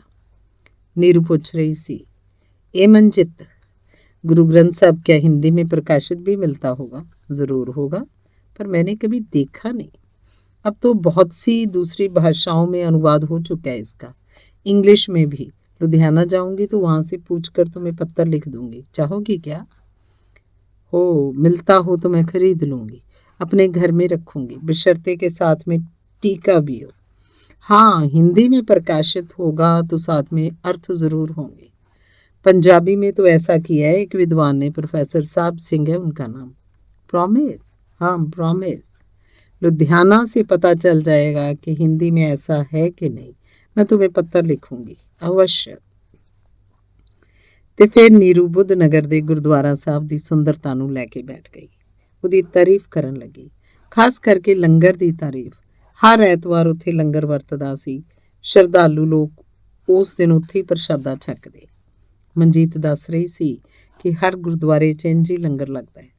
ਹਰ ਐਤਵਾਰ ਦੁਪਹਿਰ ਦੀ ਰੋਟੀ ਸ਼ਰਧਾਲੂ ਪ੍ਰਾਣੀ ਉੱਥੇ ਖਾਂਦੇ ਹਨ। ਉਹਨਾਂ ਦੇ ਚੜਾਵੇ ਵਿੱਚੋਂ ਹੀ ਇਹ ਲੰਗਰ ਤਿਆਰ ਹੁੰਦਾ ਹੈ। ਮਹੱਤਵ ਹੈ ਇਕੱਠੇ ਬੈਠ ਕੇ ਖਾਣ ਦਾ, ਜੁੜ ਕੇ ਵਿਚਰਨ ਦਾ। ਲੰਗਰ ਦੀ ਪ੍ਰਥਾ ਸਿੱਖ ਗੁਰੂਆਂ ਦੀ ਬਹੁਤ ਵੱਡੀ ਦੇਣ ਹੈ। ਮਨਜੀਤ ਨੇ ਹੋਰ ਦੱਸਿਆ ਕਿ ਨਾਗਪੁਰ 'ਚ 5 ਗੁਰਦੁਆਰੇ ਹਨ। ਗੁਰਦੁਆਰਾ ਕਾਮਟੀ ਰੋਡ, ਗੁਰਦੁਆਰਾ ਰਾਮਦਾਸ ਪੇਟ, ਗੁਰਦੁਆਰਾ ਬਾਬਾ ਬੁੱਢਾ ਜੀ ਨਗਰ, ਗੁਰਦੁਆਰਾ ਕਲਗੀਧਰ ਦਰਬਾਰ ਬੁੱਧ ਨਗਰ ਤੇ 5ਵਾਂ ਗੁਰਦੁਆਰਾ ਨਾਨਕ ਦਰਬਾਰ ਗੁਰੂ ਨਾਨਕਪੁਰਾ। ਉਹਨੇ ਦੱਸਿਆ ਕਿ ਕਾਮਟੀ ਰੋਡ ਵਾਲਾ ਗੁਰਦੁਆਰਾ ਸਭ ਤੋਂ ਪਹਿਲਾਂ ਬਣਿਆ ਸੀ। ਗੁਰੂ ਨਾਨਕਪੁਰੇ ਵਾਲਾ ਗੁਰਦੁਆਰਾ ਨਵਾਂ ਹੈ। ਹੋਰ ਦੱਸਿਆ ਕਿ ਨਾਗਪੁਰ ਵਿੱਚ 5 ਉਤਸਵ ਬੜੀ ਧੂਮਧਾਮ ਨਾਲ ਮਨਾਏ ਜਾਂਦੇ ਹਨ। ਇਹ 5 ਉਤਸਵ ਉਸੇ ਦਿਨ 5 ਗੁਰਦੁਆਰਿਆਂ 'ਚ ਨਹੀਂ ਮਨਾਏ ਜਾਂਦੇ। ਇੱਕ ਸਾਲ 'ਚ ਇੱਕ ਗੁਰਦੁਆਰਾ ਇੱਕੋ ਉਤਸਵ ਮਨਾਉਂਦਾ ਹੈ। नागपुर की सारी संगत उस दिन उस गुरुद्वारे जाती है। कौन कौन से उत्सव हैं भी, मैं भी जाया करूँगी इन उत्सवों पर। मनजीत दसन लगी गुरु नानक देव जी का जन्म उत्सव, गुरु गोबिंद सिंह जी का जन्म उत्सव, विसाखी जिस दिन खालसा पंथ की सिरजना हुई, गुरु अर्जन देव जी का शहीदी दिवस और गुरु ग्रंथ साहब जी का प्रकाश उत्सव। 5 गुरुद्वारों की प्रबंधक कमेटियां बैठकर पहले से तय कर लेती हैं कि इस वर्ष कौन सा उत्सव कौन मनाएगा। नीरू एकदम उत्तेजित हो गई, जिवें ਉਹਨੂੰ ਜ਼ਿੰਦਗੀ ਦਾ ਨਵਾਂ ਤੇ ਦਿਲਚਸਪ ਰੁਝੇਵਾਂ ਲੱਭ ਗਿਆ ਹੋਵੇ। ਉਹਨੇ ਮਨਜੀਤ ਦਾ ਹੱਥ ਫੜ ਲਿਆ, ਪੁੱਛਿਆ, अब कौन सा उत्सव नज़दीक आ रहा है और कहाँ पर होगा वे। ਮਨਜੀਤ ਨੂੰ ਇਹ ਤਾਂ ਪਤਾ ਸੀ ਕਿ ਇਸ ਮਹੀਨੇ 13 ਅਪ੍ਰੈਲ ਨੂੰ ਵਿਸਾਖੀ ਹੈ, ਪਰ ਇਹ ਪਤਾ ਨਹੀਂ ਸੀ ਕਿ ਇਸ ਸਾਲ ਵਿਸਾਖੀ ਦਾ ਦਿਹਾੜਾ ਕਿਹੜੇ ਗੁਰਦੁਆਰੇ ਮਨਾਇਆ ਜਾਣਾ ਹੈ। ਉਹਨੇ ਮਾਸੀ ਨੂੰ ਹਾਕ ਮਾਰੀ। ਮਾਸੀ ਨੇ ਦੱਸਿਆ, ਵਿਸਾਖੀ ਦਾ ਪੁਰਬ ਤਾਂ ਗੁਰੂ ਨਾਨਕਪੁਰੇ ਹੈ ਪੁੱਤਰ, ਨਵੇਂ ਗੁਰਦੁਆਰਾ ਸਾਹਿਬ। ਸਾਡਾ ਤੇ ਸਾਰਾ ਪਰਿਵਾਰ ਜਾਏਗਾ ਉਸ ਦਿਨ, ਸੁੱਖ ਨਾਲ ਵੀਰ ਵੀ ਆ ਜਾਏਗਾ। ਡਿਫੈਂਸ ਕਲੋਨੀਆਂ। ਅੰਗ 4। ਕਾਮਟੀ ਰੋਡ ਬੁੱਧ ਨਗਰ ਤੇ ਗੁਰੂ ਨਾਨਕਪੁਰਾ ਦੇ ਗੁਰਦੁਆਰੇ ਨੇੜੇ ਨੇੜੇ ਹੀ ਹਨ। 10 ਅਪ੍ਰੈਲ ਨੂੰ ਮਨਜੀਤ ਦੀ ਮਾਸੀ ਦੇ ਘਰ ਪੋਤਾ ਹੋ ਗਿਆ। ਮਾਸੀ ਤਾਂ ਨੂੰਹ ਕੋਲ ਹੀ ਰਹੀ। ਵਿਸਾਖੀ ਵਾਲੇ ਦਿਨ ਗੁਰੂ ਨਾਨਕਪੁਰੇ ਨਾ ਜਾ ਸਕੀ। ਮਾਸੀ ਦਾ ਮੁੰਡਾ ਸਵੇਰੇ ਸਵੇਰੇ ਗੁਰਦੁਆਰਾ ਸਾਹਿਬ ਗਿਆ ਤੇ ਦੇਖ ਕਰਵਾ ਕੇ ਡਿਫੈਂਸ ਕਲੋਨੀ ਨੂੰ ਚਲਾ ਗਿਆ। ਜਾਂਦਾ ਹੋਇਆ ਉਹ ਮਨਜੀਤ ਨੂੰ ਕਈ ਨੋਟ ਫੜਾ ਗਿਆ। ਪੂਰਬ ਵਾਲੇ ਦਿਨ ਗੁਰਦੁਆਰਾ ਸਾਹਿਬ ਸਾਹਮਣੇ ਚਿਲਡਰਨ ਪਾਰਕ ਵਿੱਚ ਦੁਕਾਨਾਂ ਲੱਗਦੀਆਂ ਤੇ ਖਾਣ ਪੀਣ ਦੀਆਂ ਵਸਤਾਂ ਤੋਂ ਇਲਾਵਾ ਔਰਤਾਂ ਬੱਚਿਆਂ ਲਈ ਫੈਸ਼ਨਦਾਰ ਚੀਜ਼ਾਂ ਤੇ ਖਿਡੌਣੇ ਵਿਕਦੇ। ਮਨਜੀਤ ਉਸ ਦਿਨ ਨੀਰੂ ਨੂੰ ਨਾਲ ਲੈ ਕੇ ਗੁਰਦੁਆਰਾ ਸਾਹਿਬ ਗਈ। ਗੁਰਦੁਆਰਾ ਸਾਹਿਬ ਦੇ ਅੰਦਰ ਤੇ ਬਾਹਰ ਪੂਰੀ ਰੌਣਕ ਸੀ, ਜਿਵੇਂ ਕੋਈ ਮੇਲਾ ਲੱਗਿਆ ਹੋਵੇ। ਲੰਗਰ 'ਚ ਦਾਲਾਂ ਸਬਜ਼ੀਆਂ ਰਿੱਝ ਰਹੀਆਂ ਸਨ ਤੇ ਲੋਹ ਉੱਤੇ ਪ੍ਰਸ਼ਾਦੇ ਪੱਕ ਰਹੇ ਸਨ। ਕਾਫੀ ਲੰਬੀ ਚੌੜੀ ਲੋਹ ਸੀ। ਕੋਈ 10 ਔਰਤਾਂ ਇੱਕੋ ਸਮੇਂ ਪ੍ਰਸ਼ਾਦੇ ਪਕਾ ਰਹੀਆਂ ਸਨ। ਨੀਰੂ ਹੈਰਾਨ ਸੀ। ਲੋਹ ਥੱਲੇ ਜੋ ਅੱਗ ਬਲ ਰਹੀ ਸੀ ਉਹ ਪਤਾ ਨਹੀਂ ਕਿੱਥੋਂ ਆ ਰਹੀ ਸੀ। ਫਿਰ ਮਨਜੀਤ ਨੇ ਉਹਨੂੰ ਸਮਝਾਇਆ ਕਿ ਮਿੱਟੀ ਦਾ ਤੇਲ ਨਾਲੀਆਂ ਰਾਹੀਂ ਲੋਹ ਥੱਲੇ ਜਾਂਦਾ ਹੈ। ਨਾਲੀਆਂ ਦੇ ਸਿਰਿਆਂ ਉੱਤੇ ਲੱਗੀ ਅੱਗ ਨੂੰ ਬਿਜਲੀ ਪੱਖੇ ਭੜਕਾ ਕੇ ਕਈ ਗੁਣਾ ਬਣਾ ਦਿੰਦੇ ਹਨ। ਲੋਹ ਥੱਲੇ ਨਾ ਕੋਈ ਲੱਕੜ ਬਲਦੀ ਹੈ ਨਾ ਕੋਇਲਾ, ਮਿੱਟੀ ਦੇ ਤੇਲ ਦੀ ਅੱਗ ਹੈ। ਇਹਨੂੰ ਇਲੈਕਟ੍ਰਿਕ ਸਟੋਵ ਕਹਿੰਦੇ ਹਨ। ਇਸ ਤਰ੍ਹਾਂ ਦੇ ਇਲੈਕਟ੍ਰਿਕ ਸਟੋਵ ਉਹਨਾਂ 4-5 ਚੁਰਾਂ ਥੱਲੇ ਸਨ, ਜਿਨ੍ਹਾਂ ਉੱਤੇ ਦਾਲਾਂ ਤੇ ਸਬਜ਼ੀਆਂ ਰਿੱਝ ਰਹੀਆਂ ਸਨ। ਫਿਰ ਉਹ ਦਰਬਾਰ ਸਾਹਿਬ ਜਾ ਕੇ ਬੈਠ ਗਈਆਂ। ਸਾਹਮਣੇ ਵਾਲੀ ਦੀਵਾਰ ਉੱਤੇ ਸੁਨਹਿਰੀ ਅੱਖਰ ਬੜੇ ਪਿਆਰੇ ਲੱਗ ਰਹੇ ਸਨ। ਨੀਰੂ ਨੇ ਮਨਜੀਤ ਨੂੰ ਕਿਹਾ ਕਿ ਉਹਨਾਂ ਅੱਖਰਾਂ ਨੂੰ ਪੜ੍ਹ ਕੇ ਸੁਣਾਵੇ। ਮਨਜੀਤ ਨੇ ਉਹਦੇ ਕੰਨ 'ਚ ਉਹਨਾਂ ਸ਼ਬਦਾਂ ਦਾ ਉਚਾਰਨ ਕੀਤਾ, ਇੱਕ ਓਂਕਾਰ ਸਤਨਾਮ ਕਰਤਾ ਪੁਰਖ ਨਿਰਭਉ ਨਿਰਵੈਰ ਅਕਾਲ ਮੂਰਤ ਅਜੂਨੀ ਸੈਭੰ ਗੁਰ ਪ੍ਰਸਾਦ ਜਪ। ਮਨਜੀਤ ਨੇ ਇਕੱਲਾ ਇਕੱਲਾ ਸ਼ਬਦ ਬੜੇ ਸ਼ੁੱਧ ਤੇ ਮਿੱਠੇ ਉਚਾਰਨ ਨਾਲ ਉਹਨੂੰ ਸੁਣਾਇਆ। ਨੀਰੂ ਨੂੰ ਇਹ ਸਭ ਕਾਸੇ ਦੇ ਅਰਥ ਨਹੀਂ ਆਉਂਦੇ ਸਨ, ਪਰ ਉਹ ਸ਼ਬਦ ਉਚਾਰਨ ਦੇ ਪ੍ਰਭਾਵ ਤੋਂ ਹੀ ਜਿਵੇਂ ਗੜੂੰਦ ਤੇ ਮੰਤਰ ਮੁਗਧ ਹੋ ਗਈ ਹੋਵੇ। ਉਹਨੇ ਦੁਬਾਰਾ ਆਖਿਆ, ਇੱਕ ਵਾਰੀ ਫੇਰ ਬੋਲੀ। ਮਨਜੀਤ ਨੇ ਉਹਦੇ ਕੰਨ ਕੋਲ ਆਪਣਾ ਮੂੰਹ ਕੀਤਾ ਤੇ ਪਹਿਲਾਂ ਵਾਲੇ ਜਾਦੂ ਅੰਦਾਜ਼ 'ਚ ਉਚਾਰਨ ਕੀਤਾ, ਇੱਕ ਓਂਕਾਰ ਸਤਨਾਮ। ਇਸ ਵਾਰ ਨੀਰੂ ਨੂੰ ਲੱਗਿਆ ਜਿਵੇਂ ਉਹਨੂੰ ਕੱਲੇ ਕੱਲੇ ਸ਼ਬਦ ਦੀ ਸਮਝ ਆ ਗਈ ਹੋਵੇ, ਪਰ ਉਹ ਇਹਨਾਂ ਦੇ ਅਰਥ ਦੱਸ ਨਾ ਸਕਦੀ ਹੋਵੇ। ਤੇ ਫਿਰ ਮਨਜੀਤ ਨੇ ਉਹਨੂੰ ਕੰਨ 'ਚ ਇੱਕ ਹੋਰ ਗੱਲ ਆਖੀ, इसे मूल मंत्र कहते हैं। सारी गुरबानी इन्हीं शब्दों की विस्तृत व्याख्या है। रागी जथा अपने पूरे जलौच कीर्तन कर रहा सी। जात का गर्भ न करिए कोई, ब्रह्म बिंदे सो ब्राह्मण होई। जात का गर्भ न कर मूर्ख गवारा, इस गर्भ ते चलै बहुत विकारा, माटी एक सगल संसारा, बहुविध भांडे घड़े कुमारा, पंच तत्त मिल देह का आकार। ਤੇ ਫਿਰ ਕੀਰਤਨੀ ਸਿੰਘਾਂ ਨੇ ਇੱਕ ਹੋਰ ਸ਼ਬਦ ਰੰਭਿਆ, ਮਿੱਤਰ ਪਿਆਰੇ ਨੂੰ ਹਾਲ ਮੁਰੀਦਾਂ ਦਾ ਕਹਿਣਾ, ਤੁਧ ਬਿਨ ਰੋਗ ਰਜਾਈਆਂ ਦਾ ਉੱਡਣ, ਨਾਗ ਨਿਵਾਸਾਂ ਦੇ ਰਹਿਣਾ, ਸੂਲ ਸੁਰਾਹੀ ਖੰਜਰ ਪਿਆਲਾ, ਬਿੰਗ ਕਸਾਈਆਂ ਦਾ ਸਹਿਣਾ, ਯਾਰੜੇ ਦਾ ਸਾਨੂੰ ਸੱਥਰ ਚੰਗਾ, ਪੱਟ ਖੇੜਿਆਂ ਦਾ ਰਹਿਣਾ। ਸਿੰਘ ਗਾ ਰਹੇ ਸਨ ਜਿਵੇਂ ਇੱਕ ਭਰਪੂਰ ਉਦਾਸੀਨਤਾ ਤੇ ਵਿਛੋੜੇ ਦਾ ਤਿੱਖਾ ਅਨੁਭਵ ਦੂਰ ਬੈਠੇ ਕਿਸੇ ਅਗਿਆਤ ਵਿਅਕਤੀ ਨਾਲ ਸਿੱਧੀ ਲਿਵ ਜੁੜ ਰਹੀ ਹੋਵੇ। ਭੋਗ ਪੈਣ ਉਪਰੰਤ ਕੜਾਹ ਪ੍ਰਸ਼ਾਦ ਦੀ ਦੇਗ ਲੈ ਕੇ ਉਹ ਦੋਵੇਂ ਉੱਠੀਆਂ ਤੇ ਜੋੜਿਆਂ ਵਾਲੇ ਕਮਰੇ ਵੱਲ ਚਲੀਆਂ ਗਈਆਂ। ਮਨਜੀਤ ਕਹਿੰਦੀ, ਹਮ ਇੱਕ ਚੱਕਰ घर का लगाए, एक आध घंटे बाद लौट आएंगी। लंगर बरतने में तो अभी देर है। मौसी अकेली है और भाभी जी मुन्ने की तबीयत ठीक नहीं। ਉਹ ਗਈਆਂ ਤਾਂ ਡਿਊਟੀ ਨਿਭਾ ਰਿਹਾ ਬੰਦਾ ਆਪਣੀ ਜੇਬ ਦਾ ਰੁਮਾਲ ਕੱਢ ਕੇ ਜੁੱਤੀਆਂ ਨੂੰ ਝਾੜ ਰਿਹਾ ਸੀ। ਰੈਕਾਂ 'ਚ ਇਕੱਲੀ ਇਕੱਲੀ ਜੁੱਤੀ ਨੂੰ ਕੱਢ ਕੇ ਤੇ ਹੁਣ ਉਹਦੇ ਹੱਥ ਵਿੱਚ ਫਲੈਟ ਹੀਲ ਵਾਲੀ ਚਮੜੇ ਦੀ ਇੱਕ ਜਨਾਨੀ ਚੱਪਲ ਸੀ। ਕੁੜੀਆਂ ਨੇ ਟੋਕਨ ਦਿੱਤਾ। ਇਹ ਚੱਪਲ ਤਾਂ ਉਸੇ ਟੋਕਨ ਵਾਲੇ ਰੈਕ 'ਚੋਂ ਉਹਨੇ ਕੱਢੀ ਸੀ। ਉਹ ਬੜੇ ਸੁਰੀਲੇ ਅੰਦਾਜ਼ 'ਚ ਗੁਣਗੁਣਾ ਰਿਹਾ ਸੀ, ਮਿੱਤਰ ਪਿਆਰੇ ਨੂੰ ਹਾਲ ਮੁਰੀਦਾਂ ਦਾ ਕਹਿਣਾ। ਗਾਉਂਦੇ ਗਾਉਂਦੇ ਉਹ ਕੁੜੀਆਂ ਕੋਲ ਆਇਆ ਤੇ ਉਹਨਾਂ ਦੀਆਂ ਜੁੱਤੀਆਂ ਉੱਤੇ ਇੱਕ ਵਾਰ ਦੁਬਾਰਾ ਰੁਮਾਲ ਮਾਰ ਕੇ ਬੜੇ ਪਿਆਰੇ ਜਿਹੇ ਸਲੀਕੇ ਨਾਲ ਜੁੱਤੀਆਂ ਉਹਨਾਂ ਸਾਹਮਣੇ ਫਰਸ਼ ਉੱਤੇ ਰੱਖ ਦਿੱਤੀਆਂ। ਬੰਦੇ ਨੇ ਦੇਖਿਆ ਫਲੈਟ ਹੀਲ ਵਾਲੀ ਚੱਪਲ ਇੱਕ ਪਤਲੀ ਪਤੰਗ ਕੁੜੀ ਨੇ ਪਹਿਨ ਲਈ ਹੈ। ਉੱਚੀ ਅੱਡੀ ਵਾਲੀ ਸੈਂਡਲ ਉਸ ਨਾਲ ਦੀ ਭਰਵੇਂ ਸਰੀਰ ਵਾਲੀ ਦੂਜੀ ਕੁੜੀ ਨੇ। ਇਹ ਮਨਜੀਤ, ये बोल तो बड़े अच्छे हैं। सूल सुराही खंजर प्याला, इस सब का अर्थ क्या है? ये किस गुरु की रचना है रे? ਜੋੜਿਆਂ ਦੀ ਡਿਊਟੀ ਨਿਭਾ ਰਹੇ ਗੁਰਮੁਖ ਨੇ ਉਸ ਪਤਲੀ ਪਤੰਗ ਕੁੜੀ ਦੀ ਆਵਾਜ਼ ਸੁਣ ਲਈ ਸੀ। ਮਿਸ਼ਰੀ ਜਿਹੀ ਮਿੱਠੀ ਤੇ ਅਲਸਾਈ ਨਸ਼ੀਲੀ ਲਚਕ ਵਾਲੀ, ਜਿਵੇਂ ਇੱਕ ਝੂਟਾ ਜਿਹਾ ਦੇ ਕੇ ਸੁਣਨ ਵਾਲੇ ਨੂੰ ਆਪਣੇ ਨਾਲ ਹੀ ਖਿੱਚ ਕੇ ਲੈ ਗਈ ਹੋਵੇ। ਉਹ ਝੱਟ ਬੋਲ ਪਿਆ, ਇਹ ਗੁਰੂ ਗੋਬਿੰਦ ਸਿੰਘ ਜੀ ਦੀ ਰਚਨਾ ਹੈ ਭੈਣ। ਉਹ ਦੱਸਣ ਲੱਗਿਆ ਜਿਵੇਂ ਕੋਈ ਟੀਕਾਕਾਰ ਵਿਆਖਿਆ ਕਰਦਾ ਹੋਵੇ ਇਹਦੇ ਅਰਥ। ਮਨਜੀਤ ਬੋਲੀ, ਭਰਾ ਜੀ ਇਹ ਕੁੜੀ ਪੰਜਾਬੀ ਨਹੀਂ ਸਮਝ ਸਕਦੀ, ਇਹ ਮਰਾਠਣ ਹੈ, ਹਿੰਦੀ ਬੋਲੋ ਜੇ ਬੋਲ ਸਕੋ ਤਾਂ। ਉਹਨੇ ਹਿੰਦੀ ਬੋਲਣੀ ਸ਼ੁਰੂ ਕਰ ਦਿੱਤੀ ਬੜੇ ਫਰਾਟੇ ਨਾਲ। ਨੀਰੂ ਪ੍ਰਭਾਵਿਤ ਹੋਈ। ਘਰ ਜਾਂਦਿਆਂ ਨੀਰੂ ਉਹਦੀ ਪ੍ਰਸ਼ੰਸਾ ਕਰਨ ਲੱਗੀ। वे कितनी अच्छी हिंदी बोल रहा था, पसंद आया तुम्हें क्या? मंजीत ने उन्हें छेड़िया। क्यों, मुझे क्यों पसंद आएगा वे? मैं तो उसकी हिंदी की बात कर रही हूँ। नीरू तिड़क पई।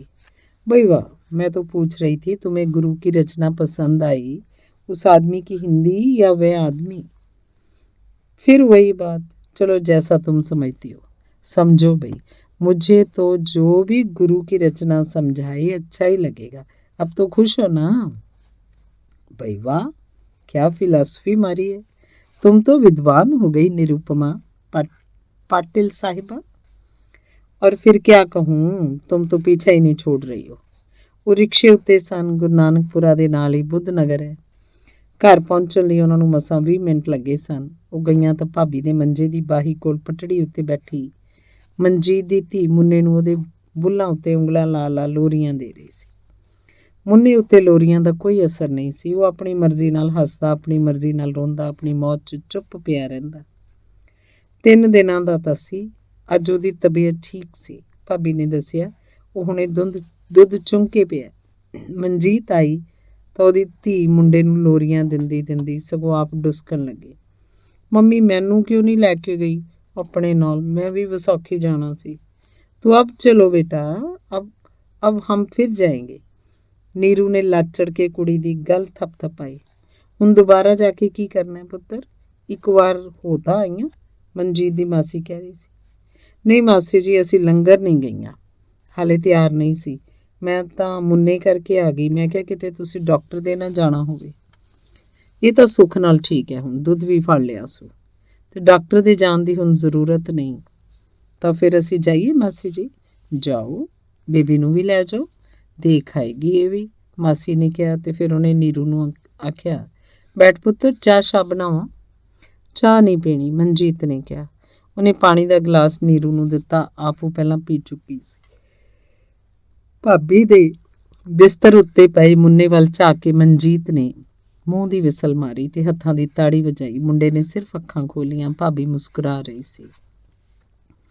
ਬੇਬੀ ਨੂੰ ਲੈ ਕੇ ਉਹ ਬਾਹਰ ਆਈਆਂ ਤੇ ਸੜਕ ਉੱਤੇ ਜਾ ਕੇ ਇੱਕ ਖਾਲੀ ਰਿਕਸ਼ਾ ਰੋਕ ਲਿਆ।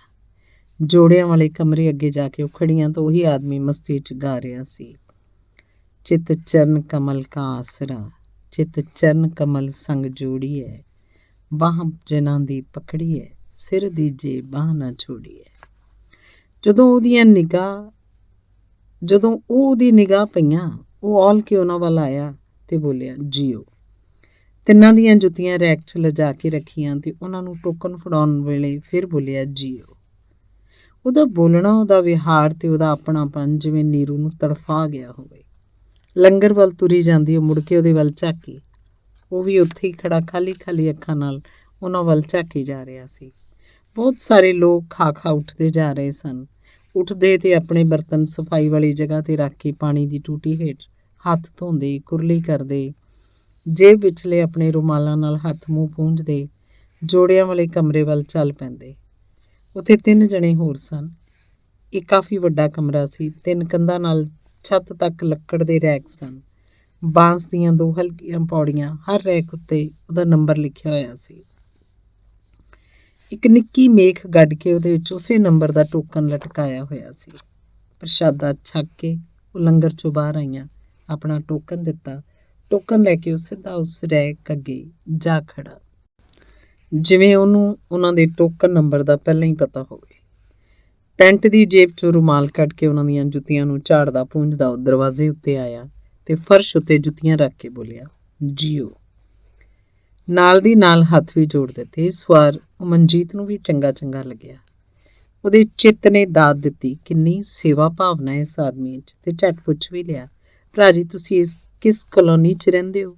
ਭੈਣ, ਮੈਂ ਕਿਸੇ ਕਲੋਨੀ 'ਚ ਨਹੀਂ ਰਹਿੰਦਾ, ਛਾਉਣੀ 'ਚ ਰਹਿਣਾ। ਮਤਲਬ ਵੀਰ ਜੀ? ਮੈਂ ਕਾਮਟੀ ਤੋਂ ਆਇਆ, ਉਂਝ ਉੱਧਰੋਂ ਪੰਜਾਬ ਤੋਂ ਆ। ਅੱਛਾ, ਤੁਸੀਂ ਫੌਜੀ ਹੋ? ਨਹੀਂ ਭੈਣ, ਫੌਜੀਆਂ ਦੇ ਵਸ ਪਿਆ ਹੋਇਆ। ਉਹ ਕਿਵੇਂ ਵੀਰ? NCC ਦਾ ਰਿਫਰੈਸ਼ਰ ਕਰਨ ਆਏ ਹਾਂ ਅਸੀਂ। ਸਾਰੇ ਇੰਡੀਆ ਦੇ ਲੋਕ ਨੇ, ਸਿੱਖ ਮੈਂ ਇਕੱਲਾ ਹੀ ਹਾਂ। ਐਤਵਾਰ ਦੀ ਸਾਨੂੰ ਰੈਸਟ ਹੁੰਦੀ ਹੈ। ਹਰ ਐਤਵਾਰ ਮੈਂ ਨਾਗਪੁਰ ਆ ਜਾਣਾ, ਕਦੇ ਕਿਸੇ ਗੁਰਦੁਆਰੇ, ਕਦੇ ਕਿਸੇ ਗੁਰਦੁਆਰੇ। ਅੱਜ ਤਾਂ ਵੱਡਾ ਜੋੜ ਮੇਲਾ ਸੀ ਇੱਥੇ ਪੰਜਾਬੀ ਲੋਕਾਂ 'ਚ ਆ ਕੇ ਮੈਨੂੰ ਆਪਣੀ ਪਹਿਚਾਣ ਹੋਣ ਲੱਗਦੀ ਹੈ। ਉੱਥੇ ਤਾਂ 113 ਆ ਬਸ। 113? ਹਾਂਜੀ, ਮੇਰਾ ਚੈਸਟ ਨੰਬਰ ਹੈ। ਤੇ ਅਗਲੇ ਰਵੀਵਾਰ ਕਹਾਂ ਹੋਗੇ? ਇਸ ਵਾਰ ਨੀਰੂ ਨੇ ਪੁੱਛਿਆ। ਅਗਲੇ ਰਵੀਵਾਰ ਕਾਮਟੀ ਰੋਡ। ਅੰਗ 5ਵਾਂ। ਅਵਤਾਰ ਸਿੰਘ ਦੀ ਘਰ ਵਾਲੀ ਸਟੋਵ ਦੀ ਅੱਗ ਲੱਗ ਕੇ ਮੱਚ ਗਈ ਸੀ ਤੇ ਫਿਰ ਹਸਪਤਾਲ ਜਾ ਕੇ 10ਵੇਂ ਦਿਨ ਉਹਦੀ ਮੌਤ ਹੋ ਗਈ।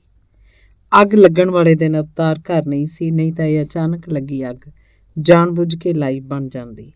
ਉਸ ਦਿਨ ਉਹ ਪਟਿਆਲੇ ਗਿਆ ਹੋਇਆ ਸੀ, ਯੂਨੀਵਰਸਿਟੀ 'ਚ ਉਹਨਾਂ ਦੇ ਕਾਲਜ ਦਾ ਕੋਈ ਕੰਮ ਸੀ। ਪਰ ਦੁਨੀਆ ਨੇ ਫੇਰ ਕਿਹੜਾ ਬਖਸ਼ ਦਿੱਤਾ। ਘਰ 'ਚ ਅਵਤਾਰ ਸਿੰਘ ਦੀ ਬੁੱਢੀ ਮਾਂ ਤਾਂ ਸੀ। ਲੋਕਾਂ ਨੇ ਗੱਲ ਬਣਾਈ ਕਿ ਨੂੰਹ ਸੱਸ 'ਚ ਝਗੜਾ ਹੋਇਆ ਸੀ। ਝਗੜਾ ਤਾਂ ਜੀ ਨਿੱਤੀ ਹੁੰਦਾ ਰਹਿੰਦਾ ਹੈ। ਤੰਗ ਆ ਕੇ ਅਵਤਾਰ ਸਿੰਘ ਦੀ ਘਰਵਾਲੀ ਨੇ ਆਪਣਿਆਂ ਕੱਪੜਿਆਂ ਤੇ ਮਿੱਟੀ ਦਾ ਤੇਲ ਛਿੜਕਿਆ ਤੇ ਅੱਗ ਲਾ ਲਈ। ਪਰ ਇਹ ਹਕੀਕਤ ਸੀ ਕਿ ਅੱਗ ਅਚਾਨਕ ਲੱਗੀ। ਪਿਛਲੇ ਪਹਿਰ ਦਾ ਵਕਤ ਸੀ। ਮੁੰਡਾ ਤੇ ਕੁੜੀ ਚਾਹ ਦਾ ਰੌਲਾ ਪਾਉਣ ਲੱਗੇ। ਮੁੰਡਾ ਕੁੜੀ ਨੂੰ ਕਹਿੰਦਾ ਸੀ, ਤੂੰ ਉੱਠ ਕੇ ਚਾਹ ਬਣਾ। ਕੁੜੀ ਕਹਿ ਰਹੀ ਸੀ, ਤੂੰ ਬਣਾ। ਉਹਨਾਂ ਦੀ ਮਾਂ ਦਾ 4 ਦਿਨਾਂ ਤੋਂ ਸਿਰ ਦੁਖ ਰਿਹਾ ਸੀ। ਪੁੜਪੁੜੀਆਂ ਦਾ ਦਰਦ, ਜਿਵੇਂ ਪੁੜਪੁੜੀਆਂ 'ਚ ਕਿਸੇ ਨੇ ਕਿੱਲ ਠੋਕ ਦਿੱਤੇ ਹੋਣ। ਉਸ ਵੇਲੇ ਉਹਦੀ ਮਾੜੀ ਜਿਹੀ ਅੱਖ ਲੱਗੀ ਸੀ। ਮੁੰਡੇ ਕੁੜੀ ਦਾ ਤਕਰਾਰ ਸੁਣ ਕੇ ਉੱਠੀ ਤੇ ਝੱਟ ਦੇ ਕੇ ਸਟੋਵ ਬਾਲ ਦਿੱਤਾ, ਬੱਤੀਆਂ ਵਾਲਾ ਸਟੋਵ। ਉਹਨੇ ਸਾੜੀ ਪਹਿਨੀ ਹੋਈ ਸੀ। ਕਦੇ ਉਹ ਸਾੜੀ ਪਹਿਨਦੀ, ਕਦੇ ਸੂਟ। ਘਰ 'ਚ ਆਮ ਤੌਰ ਉੱਤੇ ਸਾੜੀ ਰੱਖਦੀ। ਬਾਹਰ ਕਿਧਰੇ ਜਾਣਾ ਹੁੰਦਾ ਤਾਂ ਕਮੀਜ਼ ਸਲਵਾਰ ਪਾ ਲੈਂਦੀ। ਅਵਤਾਰ ਸਿੰਘ ਨੂੰ ਸਾੜੀ ਪਸੰਦ ਨਹੀਂ ਸੀ। ਬਰਤਨ 'ਚ ਚਾਹ ਦਾ ਪਾਣੀ ਲੈਣ ਲਈ ਉੱਠੀ। ਸਟੋਵ ਜਲ ਰਿਹਾ ਸੀ। ਉਹਦੀ ਸਾੜੀ ਦਾ ਪੱਲਾ ਸਟੋਵ ਦੇ ਐਨ ਉੱਤੇ ਆ ਗਿਆ। ਸਾੜੀ ਦਾ ਕੱਪੜਾ ਕੁਝ ਅਜਿਹਾ ਹੀ ਸੀ ਕਿ ਅੱਗ ਪਲਾਂ ਛਿਨਾਂ 'ਚ ਸਾਰੇ ਬਦਨ ਤੇ ਫੈਲ ਗਈ। ਉਹ ਚੀਕਾਂ ਮਾਰਨ ਲੱਗੀ। ਘਬਰਾਹਟ 'ਚ ਸਾੜੀ ਖੋਲ ਕੇ ਪਰਾਂ ਵਗਾਹ ਮਾਰਨੀ ਉਹਦੇ ਵੱਸ 'ਚ ਨਹੀਂ ਸੀ ਰਹਿ ਗਈ। ਜਦੋਂ ਕਿ ਮੁੰਡਾ ਕੁੜੀ ਭੱਜ ਕੇ ਰਸੋਈ 'ਚ ਆਏ, ਉਹਦੇ ਸਾਰੇ ਸਰੀਰ 'ਚੋਂ ਭਾਂਬੜ ਨਿਕਲ ਰਹੇ ਸੀ। ਕੁੜੀ ਨੇ ਬੇਵਕੂਫੀ ਇਹ ਕੀਤੀ, ਗੁਸਲਖਾਨੇ 'ਚ ਪਈ ਪਾਣੀ ਦੀ ਬਾਲਟੀ ਲਿਆ ਕੇ ਉਹਦੇ ਉੱਤੇ ਮੁੱਧੀ ਕਰ ਦਿੱਤੀ। ਰਸੋਈ 'ਚ ਧੂੰਆਂ ਰੋਲ ਹੋ ਚੁੱਕਿਆ ਸੀ। ਮੁੰਡੇ ਨੇ ਜਿਵੇਂ ਕਿਵੇਂ ਬਾਕੀ ਬਲਦੀ ਅੱਗ ਬੁਝਾਈ। ਉਦੋਂ ਤੱਕ ਉਹਦਾ ਪਿੰਡਾ ਛਾਲਿਆਂ ਨਾਲ ਭਰ ਚੁੱਕਿਆ ਸੀ। ਮਾਸ ਦੀ ਪੇਪੜੀ ਉੱਠ ਖੜੀ ਸੀ, ਕਿਤੋਂ ਕਿਤੋਂ ਜਿਵੇਂ ਪਕਾਨੇ 'ਚ ਹਵਾ ਭਰੀ ਹੋਵੇ। ਮੁੰਡਾ ਕੁੜੀ ਉਹਨੂੰ ਚੁੱਕ ਕੇ ਕਮਰੇ 'ਚ ਲੈ ਆਏ। ਬੁੱਢੀ ਮਾਂ ਦੀ ਕੋਈ ਪੇਸ਼ ਨਹੀਂ ਜਾ ਰਹੀ ਸੀ। ਆਂਢੀ ਗੁਆਂਢੀ ਆ ਗਏ। ਅਖੀਰ ਉਹਨੂੰ ਹਸਪਤਾਲ ਪਹੁੰਚਾ ਦਿੱਤਾ ਗਿਆ। ਅਵਤਾਰ ਸਿੰਘ ਨੇ ਲੱਖ ਯਤਨ ਕੀਤਾ, ਪਰ ਉਹ ਸੰਗਰੂਰ ਕਾਲਜ 'ਚ ਪੰਜਾਬੀ ਦਾ ਲੈਕਚਰਾਰ ਸੀ। 10-12 ਸਾਲ ਦੀ ਸਰਵਿਸ ਹੋ ਚੁੱਕੀ ਸੀ। ਇੱਥੇ ਹੀ ਉਹਦੀ ਨਿਯੁਕਤੀ ਹੋਈ ਸੀ। ਉਦੋਂ ਤੋਂ ਇੱਥੇ ਹੀ ਸੀ। ਉਹ ਸੰਗਰੂਰ ਦਾ ਹੀ ਰਹਿਣ ਵਾਲਾ ਸੀ।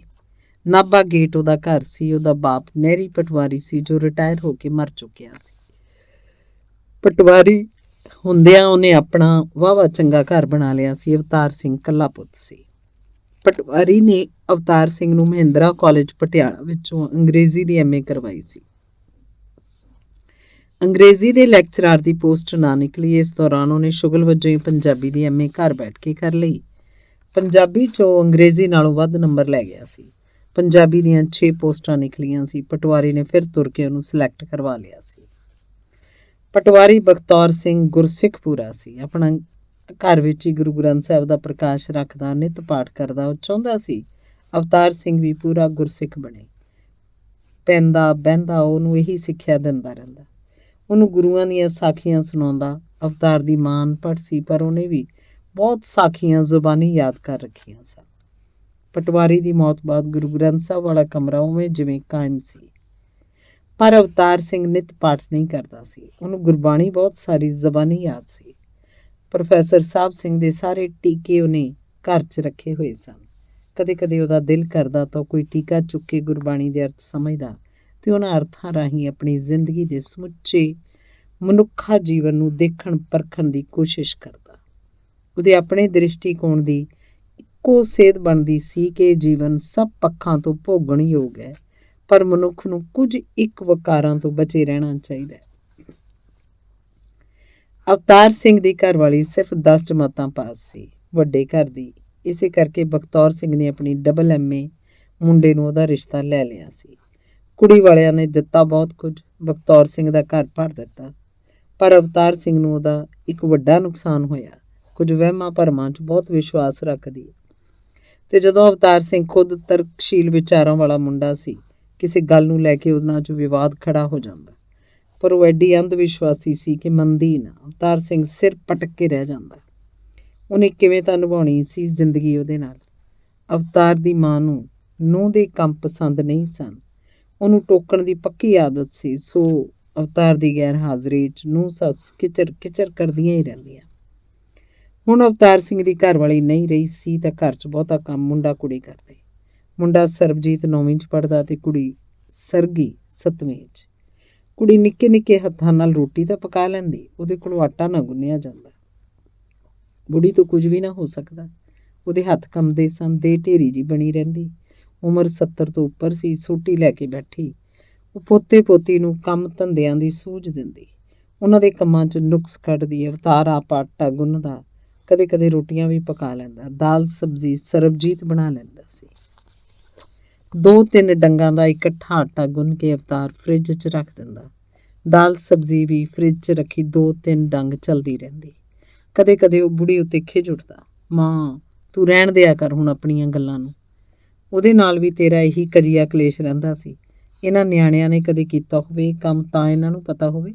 ਰੱਬ ਨੇ ਵਕਤ ਪਾ ਰੱਖਿਆ, ਉੱਤੋਂ ਤੂੰ ਜਿਹਾ ਜਿਹਾ ਮਿਲਦਾ ਖਾ ਕੇ ਪਾਸੇ ਹੋਇਆ ਕਰ। ਮਾਂ ਇੱਕ ਅੱਧ ਮਿੰਟ ਬੁੜਬੁੜ ਕਰਦੀ, ਫਿਰ ਚੁੱਪ ਹੋ ਜਾਂਦੀ, ਹੌਕਾ ਲੈਂਦੀ। ਹੌਕੇ 'ਚ ਪੁੱਤ ਦਾ ਦਰਦ ਵੀ ਸ਼ਾਮਲ ਹੁੰਦਾ। ਇਹੀ ਗੱਲ ਉਹ ਬਹੂ ਵੇਲੇ ਆਖਦਾ ਤਾਂ ਬੁੜੀ ਨੇ ਧਰਤੀ ਅਸਮਾਨ ਇੱਕ ਕਰ ਦੇਣਾ ਸੀ। ਘਰ ਵਾਲੀ ਮਰੀ ਨੂੰ 8 ਮਹੀਨੇ ਗੁਜ਼ਰ ਚੁੱਕੇ ਸਨ। ਅਜੇ ਤੱਕ ਉਹਦੇ ਨਵੇਂ ਵਿਆਹ ਦਾ ਕੋਈ ਬੰਨ ਸੁਭ ਨਹੀਂ ਬਣਿਆ ਸੀ। ਰਿਸ਼ਤੇਦਾਰਾਂ ਤੇ ਦੋਸਤਾਂ ਮਿੱਤਰਾਂ ਨੇ ਬਹੁਤ ਕੋਸ਼ਿਸ਼ ਕੀਤੀ ਸੀ ਕਿ ਅਵਤਾਰ ਦੇ ਘਰ ਦੀ ਰੋਟੀ ਪੱਕਦੀ ਹੋ ਜਾਏ, ਪਰ 2 ਰੁਕਾਵਟਾਂ ਪੇਸ਼ ਆਉਂਦੀਆਂ। ਇੱਕ ਤਾਂ ਸੀ ਉਹਦੀ ਪਹਿਲੀ ਪਤਨੀ ਦਾ ਸਟੋਵ ਦੀ ਅੱਗ ਨਾਲ ਸੜ ਕੇ ਮਰ ਜਾਣਾ, ਤੇ ਉਹਦੇ ਨਾਲ ਵਾਪਰੀ ਇਹ ਅਣਹੋਣੀ ਇੱਕ ਤੋਹਮਤ ਵਜੋਂ ਉੱਭਰ ਕੇ ਪੇਸ਼ ਹੋਈ ਸੀ। ਕੋਈ ਵਿਸ਼ਵਾਸ ਹੀ ਨਹੀਂ ਕਰਦਾ ਸੀ ਕਿ ਅੱਗ ਅਚਾਨਕ ਲੱਗੀ। ਸ਼ਹਿਰ ਦੇ ਲੋਕ ਤੇ ਸ਼ਰੀਕੇ ਵਾਲੇ ਅਵਤਾਰ ਸਿੰਘ ਨੂੰ ਹੀ ਕਸੂਰਵਾਰ ਠਹਿਰਾਉਂਦੇ। ਉਹ ਕਹਿੰਦੇ ਉਹ ਖੁਦ ਕਾਰਨ ਹੈ ਉਹਦੀ ਮੌਤ ਦਾ। ਬਹੁਤੀ ਗੱਲ ਤਾਂ ਉਹਦੇ ਕਾਲਜ ਦੇ ਇੱਕ ਲੈਕਚਰਾਰ ਨੇ ਫੈਲਾਈ ਸੀ। ਪਤਾ ਨਹੀਂ ਕਿਸ ਗੱਲ ਤੋਂ ਉਹ ਅਵਤਾਰ ਉੱਤੇ ਲੱਗਦਾ ਸੀ। ਕੋਈ ਪੁਰਾਣੀ ਘਰੋੜ ਸੀ। ਉਹ ਵੀ ਸੰਗਰੂਰ ਦਾ ਵਸਨੀਕ ਸੀ। ਲਾਈਆਂ ਭੁਜਾਈਆਂ ਉਹਨੂੰ ਬਹੁਤ ਆਉਂਦੀਆਂ। ਫੰਗਾਂ ਦੀਆਂ ਡਾਰਾਂ ਬਣਾ ਦਿੰਦਾ। ਚੁਗਲਖੋਰ ਸਿਰੇ ਦਾ। ਉਹਦੀ ਚੁਗਲੀ ਰੰਗ ਲਿਆਉਂਦੀ ਤਾਂ ਉਹਦੀਆਂ ਚੂਹੇ ਮੁੱਛਾਂ ਫਰਕਣ ਲੱਗਦੀਆਂ। ਅਵਤਾਰ ਸਿੰਘ ਨਾਲ ਗੱਲਬਾਤ ਕਰਨ ਆਏ ਬੰਦੇ ਤਿਲਕ ਜਾਂਦੇ, ਸੋਚਦੇ ਹੋਣਗੇ ਇੱਕ ਮੱਚ ਗਈ ਦੂਜੀ ਵੀ ਮੱਚ ਸਕਦੀ ਹੈ। ਦੂਜੀ ਰੁਕਾਵਟ ਸੀ ਉਹਦੇ ਪਹਿਲੇ ਬੱਚੇ। ਅਗਲੇ ਸੋਚਦੇ ਤੀਵੀਂ ਲਈ ਪਤੀ ਦੀ ਪਹਿਲੀ ਔਲਾਦ ਨਰਕ ਬਣ ਕੇ ਸਾਹਮਣੇ ਆ ਖੜੀ ਹੁੰਦੀ ਹੈ, ਸਾਰੀ ਉਮਰ ਦਾ ਨਰਕ। ਅਵਤਾਰ ਸਿੰਘ ਦੀਆਂ ਆਪਣੀਆਂ ਵੀ ਕੁਝ ਪਸੰਦਾਂ ਨਾਪਸੰਦਾਂ ਸਨ। ਉਹ ਆਪਣੇ ਤੋਂ ਬਹੁਤ ਛੋਟੀ ਉਮਰ ਦੀ ਕੁਆਰੀ ਲੜਕੀ ਨਾਲ ਵਿਆਹ ਕਰਨਾ ਨਹੀਂ ਚਾਹੁੰਦਾ ਸੀ। ਨਾ ਹੀ ਉਹ ਚਾਹੁੰਦਾ ਸੀ ਕਿ ਬੱਚੇ ਵਾਲੀ ਕੋਈ ਵਿਧਵਾ ਜਾਂ ਛੁੱਟੜ ਔਰਤ ਹੋਵੇ। ਉਹਦੀ ਆਪਣੀ ਉਮਰ 40 ਦੇ ਨੇੜੇ ਤੇੜੇ ਸੀ। ਉਹ ਚਾਹੁੰਦਾ ਸੀ ਕਿ ਕੋਈ ਉਹ ਤੋਂ 5-7 ਸਾਲ ਛੋਟੀ ਹੋਵੇ, ਵਿਧਵਾ ਹੋਵੇ, ਚਾਹੇ ਛੁੱਟੜ ਤੇ ਚਾਹੇ ਪਕਰੋੜ ਉਮਰ ਦੀ ਕੋਈ ਕੁਆਰੀ, ਕੋਈ ਉਹਦੇ ਹਾਣ ਦੀ ਹੋਵੇ, ਤੇ ਭਾਵੇਂ 1-2 ਸਾਲ ਵੱਡੇ ਵੀ। ਬਹੁਤਾ ਠੀਕ ਤਾਂ ਇਹ ਹੋਵੇ ਕਿ ਉਹਨੂੰ ਬੱਚਾ ਨਾ ਹੋ ਸਕੇ, ਬਸ ਉਹ ਸਿਆਣੀ ਹੋਵੇ, ਉਹਦੇ ਘਰ ਨੂੰ ਸੰਭਾਲੇ ਤੇ ਉਹਦੇ ਮੁੰਡੇ ਕੁੜੀ ਨੂੰ ਸਕੀ ਮਾਂ ਜਿਹਾ ਪਿਆਰ ਦੇ ਸਕੇ। ਪਰ ਕੋਈ ਕਿਧਰੋਂ ਵੀ ਗੱਲ ਸਿਰੇ ਨਾ ਚੜੀ।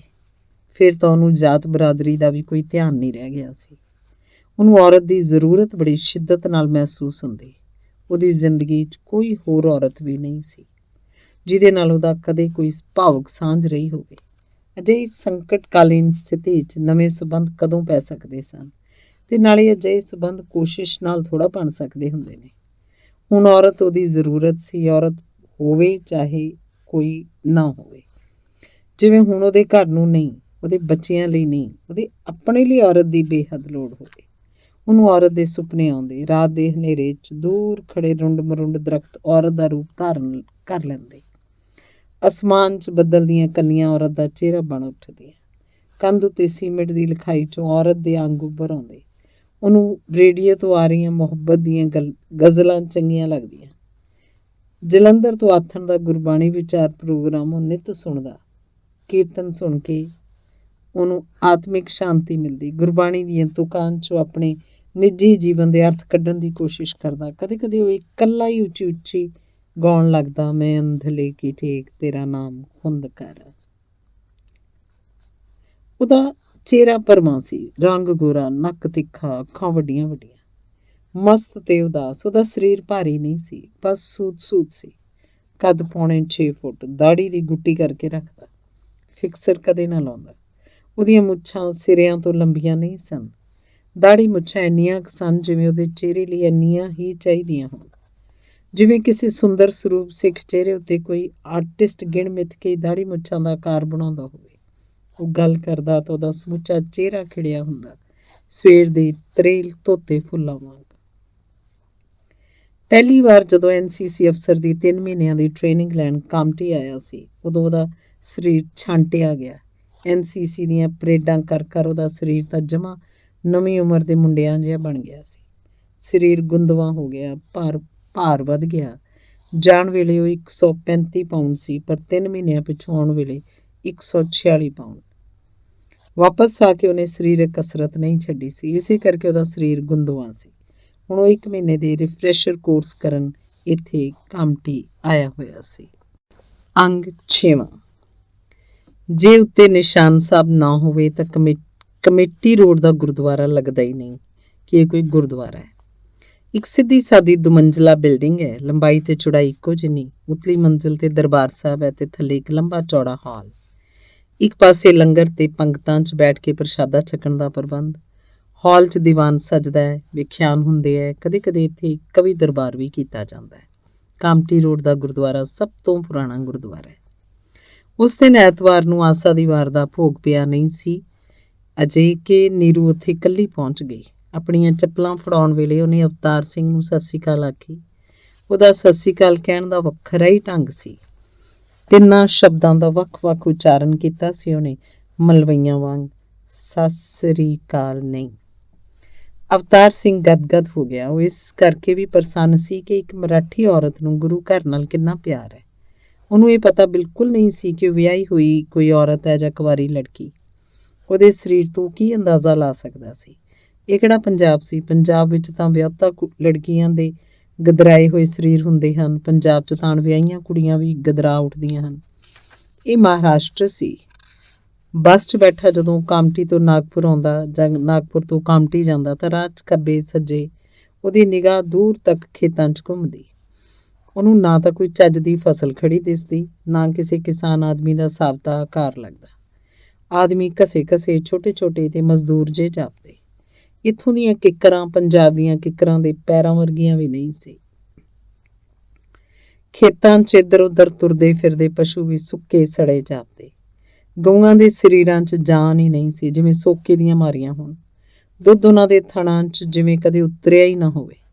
ਉਹਨੇ ਜਿੰਨੀਆਂ ਵੀ ਬੱਕਰੀਆਂ ਦੇਖੀਆਂ ਸਭ ਦੇ ਲੱਕੇ ਚੜੇ ਹੋਏ। ਸੋ ਨੀਰੂ ਬਾਰੇ ਕੀ ਅੰਦਾਜ਼ਾ ਲਾਉਂਦਾ ਕਿ ਉਹ ਵਿਆਹੀ ਹੋਈ ਔਰਤ ਹੈ ਜਾਂ ਕੁਆਰੀ ਕੁੜੀ। ਉਹ ਤਾਂ ਸੀਖ ਜਿਹੀ ਸੀ, ਸਿਰ ਤੋਂ ਲੈ ਕੇ ਪੈਰਾਂ ਤੱਕ ਇੱਕੋ ਜਿਹੀ। ਨਾ ਚੌੜੇ ਚੱਕਲੇ ਮੋਢੇ, ਨਾ ਉੱਭਰਵੀਆਂ ਛਾਤੀਆਂ, ਨਾ ਤੁਰਨ ਵੇਲੇ ਪੈਰਾਂ ਦੀ ਧਮਕ। ਪੰਜਾਬੀ ਕੁੜੀ ਤੁਰੀ ਜਾਂਦੀ ਹੋਵੇ ਤਾਂ ਧਰਤੀ ਕੰਬਦੀ ਹੈ। ਅੰਗਾਂ ਦੀਆਂ। ਅਵਤਾਰ ਸਿੰਘ ਨੂੰ ਨੀਰੂ ਇਸ ਕਰਕੇ ਚੰਗੀ ਲੱਗਦੀ ਕਿ ਉਹ ਮਰਾਠੀ ਹੋ ਕੇ ਗੁਰਦੁਆਰੇ ਆਉਂਦੀ ਹੈ। ਨੀਰੂ ਨੂੰ ਅਵਤਾਰ ਸਿੰਘ ਇਸ ਕਰਕੇ ਖਿੱਚ ਪਾਉਂਦਾ ਸੀ ਕਿਉਂਕਿ ਉਹ ਹਸਮੁਖ, ਨਿੱਘਾ ਤੇ ਉਹਨੂੰ ਪਿਆਰਾ ਜਿਹਾ ਇਨਸਾਨ ਲੱਗਦਾ ਸੀ। ਅਜਿਹੇ ਮਨੁੱਖ ਨੂੰ ਮਿਲ ਕੇ ਹਰ ਕਿਸੇ ਦਾ ਮਨ ਖਿੜ ਉੱਠਦਾ ਹੈ। ਉਹਦਾ ਜੀਓ ਜੀਓ ਕਰਨਾ, ਗੁਰਬਾਣੀ ਦੀ ਕਿਸੇ ਤੁਕ ਨੂੰ ਗੁਣਗੁਣਾਉਂਦੇ ਰਹਿਣਾ ਤੇ ਫਿਰ ਤੁਕਾਂ ਦੇ ਅਰਥ ਇਸ ਤਰ੍ਹਾਂ ਸਮਝਾਉਣਾ ਜਿਵੇਂ ਕੋਈ ਸ਼ਬਦਕੋਸ਼ ਬੋਲਦਾ ਹੋਵੇ। ਸਾਦੇ ਸਾਦੇ ਕੱਪੜੇ, ਪੈਂਟ ਬੁਸ਼ਰਟ ਹਲਕੇ ਰੰਗ ਦੇ, 7 ਮੀਟਰੀ ਪੱਗ ਬਹੁਤ ਪ੍ਰੀਤ ਲਾ ਕੇ ਬੰਨੀ ਹੋਈ, ਪਿੱਠੇ ਰੰਗੀ। ਟੋਕਨ ਲੈ ਕੇ ਜਦੋਂ ਆਇਆ ਤਾਂ ਮੁਸਕਰਾਹਟਾਂ ਬਖੇਰਦਾ ਆਪਣੇ ਮਖਸੂਸ ਅੰਦਾਜ਼ 'ਚ ਬੋਲਿਆ, ਜੀਓ। ਨੀਰੂ ਦਾ ਮਨ ਖਿੜਿਆ ਹੋਇਆ ਸੀ। ਕਹਿੰਦੀ, ਤੁਮ ਵੀ ਜੀਓ। क्या 1000 वर्ष? नहीं, 1 लाख वर्ष। क्या करेंगे मैडम इतने वर्ष जीकर? मुझे तो बस 20 वर्ष काफ़ी हैं, बाकी तुम अपने पास रखो और किसी के काम आएंगे। नीरू हंसन लगी, फिर पूछे, आपका नाम क्या है? पक्षियों के नाम नहीं होते। क्या मतलब? क्या करोगी जानकर? 15 दिन और बस उड़ जाएंगे। फिर कहाँ उड़ जाओगे? अपने देश पंजाब। पंजाब में कहाँ रहते हो? लुधियाना। तुम लुधियाना को कैसे जानती हो? लुधियाना में तुम्हारा कोई रहता है क्या? नहीं, मेरा तो कोई नहीं रहता। पिछले रविवार गुरु नानकपुरा के गुरुद्वारा में मेरे साथ वो जो लड़की थी ना, उसके ससुराल है वहाँ पर। वे यहाँ की है? हाँ, उसके मायके यहीं पर हैं। अच्छा, मैं संगरूर का हूँ, लुधियाना के पास ही पड़ता है। वहाँ पर क्या काम है तुम्हारा? मैं कॉलेज में हूँ, लेक्चरर। अच्छा जी, आप पढ़ाते हैं? बताया तो था उस दिन। कामटी में 1 महीने के रिफ्रेशर कोर्स पर हूँ, 2 एतवार और फिर चला जाऊँगा। बस इतना कम? अच्छा, तो क्या अगले रविवार फिर आओगे नागपुर? क्यों नहीं, मैं तो हर रविवार आता हूँ। कई वर्ष पहले जब मैं कामटी में ट्रेनिंग पर आया था तब भी मेरी यही रूटीन था।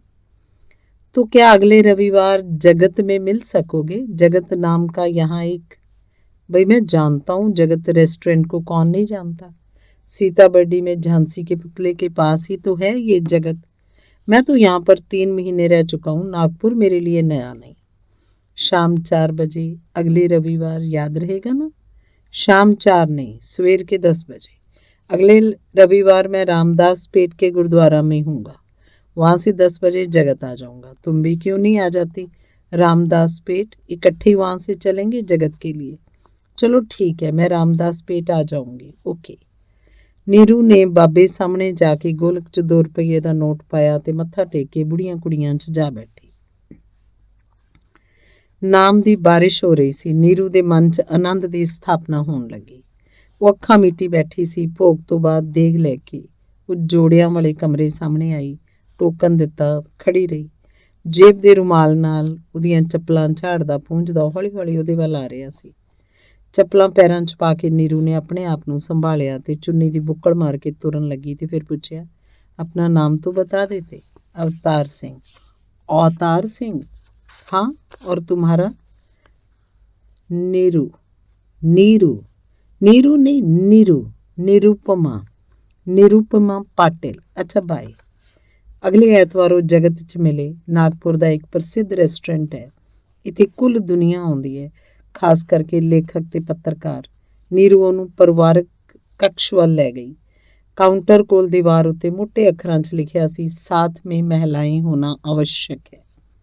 ਅਵਤਾਰ ਸਿੰਘ ਦੇ ਮਨ 'ਚ ਇੱਕ ਅਜੀਬ ਅਹਿਸਾਸ ਬੈਠ ਗਿਆ ਕਿ ਉਹ ਦੋਵੇਂ ਪਰਿਵਾਰ ਕਿਵੇਂ ਹਨ। ਖੈਰ, ਨੀਰੂ ਨੇ ਬੈਰੇ ਨੂੰ ਬੁਲਾਇਆ, 2 ਪਲੇਟਾਂ ਕੋਈ ਮਿੱਠੀ ਚੀਜ਼ ਲਿਆਉਣ ਲਈ ਕਿਹਾ, ਨਾਲ ਹੀ 2 ਕੌਫੀ ਦੇ ਕੱਪ। ਅਵਤਾਰ ਸਿੰਘ ਇੱਧਰ ਉੱਧਰ ਝਾਕਣ ਲੱਗਿਆ, ਪਰ ਹਰ ਟੇਬਲ ਉੱਤੇ ਜੋੜੇ ਬੈਠੇ ਸਨ। ਪੁੱਛਣ लगा, नीरू क्या पता ये सब पति पत्नी ही हों? पति पत्नी ना भी हों तो क्या दूसरे लोग भी यहाँ आकर बैठ जाते हैं? हम बैठे तो हैं, हम तो कुछ भी नहीं, ना पति पत्नी और ना प्रेमी प्रेमिका। ये तो है। तो फिर नीरू दसन लगी, पता है यहाँ पर बैठे जोड़ों का कैसे मालूम किया जाता है कि वे पति पत्नी हैं या प्रेमी प्रेमिका? कैसे भला? अवतार ने एक पीस मिठे का मूँह च पा के पानी की घुट भरी। अगर हम बाहर से आए और कोई पहले से बैठा जोड़ा बातें करता जाए तो वे पति पत्नी है, और अगर एकदम चुप हो जाए तो प्रेमी प्रेमिका। दूर बैठों का कैसे अंदाज़ा लगाओगी? दूर बैठों का भी पता चल जाता है। अगर तो वे खाने पीने में व्यस्त है तो पति पत्नी है, और अगर खाने पीने में ध्यान नहीं और वो बातें ही करते जा रहे हैं तो प्रेमी प्रेमिका। क्या बात, बड़ा तजर्बा है तुम्हारा तो। बस तजर्बा ही तजर्बा है, बाकी कुछ नहीं। मैं तो यहाँ पर आती जाती रहती हूँ ना अपनी सहेलियों के साथ, बस हम यही तजर्बे करने में रहती हैं। दोवें हंसन लगे। फिर अवतार सिंह बोले, तो हमारे बारे में कोई क्या सोचेगा? कुछ भी सोचता रहे कोई, पारिवारिक कक्ष में तो पति पत्नी बनकर ही आते हैं सब लोग। ਅਵਤਾਰ ਸਿੰਘ ਸੋਚ ਰਿਹਾ ਸੀ ਕਿ ਉਹਦੇ ਨਾਲ ਕਿੱਥੋਂ ਤੱਕ ਖੁੱਲ ਗਿਆ ਹੈ। ਨੀਰੂ ਸੋਚ ਰਹੀ ਸੀ ਕਿ ਉਹਦੇ ਨਾਲ ਕਿੱਥੋਂ ਤੱਕ ਖੁੱਲ ਗਈ ਹੈ। ਦੋਵਾਂ ਨੂੰ ਹੀ ਆਪਣੀ ਸਥਿਤੀ ਯਾਦ ਨਹੀਂ ਰਹਿ ਗਈ ਸੀ। ਆਪਣੇ ਆਪਣੇ ਧਰਾਤਲ ਤੋਂ ਉੱਚੇ ਉੱਠ ਕੇ ਉਹ ਗੱਲਾਂ ਕਰ ਰਹੇ ਸਨ। ਸ਼ਾਇਦ ਦੋਵਾਂ ਦਾ ਹੀ ਮਤਲਬ ਸੀ ਕਿ ਸਮਾਂ ਬਿਤਾਇਆ ਜਾਏ, ਹੋਰ ਕੁਝ नहीं। चुप बैठे बैठे फिर नीरू एकदम चैक पई। मैं बताऊं हमारा क्या रिश्ता है? हम एक दूसरे के साथ कोई बेनाम या कागजी रिश्ता भोग रहे हैं। जैसे कागज के फूल होते हैं ना, ऐसे ही कागजी रिश्ता होता है। मतलब कि वह नाम का कोई रिश्ता नहीं होता। तुमने अपने रिश्ते को जो कागज का ओढ़न पहना रखा है उसे हटा दो नीरू, तो क्या रिश्ता नंगा हो जाएगा? फिर होने दो, सोच लो। अच्छा, सबसे बढ़िया रिश्ता कौन सा होता है भला? हम वही रिश्ता बनाएंगे। सबसे बढ़िया रिश्ता तो पहचान का रिश्ता है। निभा सकोगे क्या? कोशिश कर लूँगा। वो खाना पीना ख़त्म कर चुके सी। बैरा बिल लै आया। अवतार सिंह अपनी हिप पॉकेट 'ਚ बटुआ कढ़न लगा। नीरू ਦਾ पर्स नीरू ਦੇ ਹੱਥ 'ਚ ਸੀ। जिप खिंची, खुल गया। ਉਹਨੇ ਝਾਟੀ ਬਿੱਲ ਦੀ ਅਦਾਇਗੀ ਕਰਤੀ, ਟਿਪ ਵੀ ਦੇ ਦਿੱਤਾ।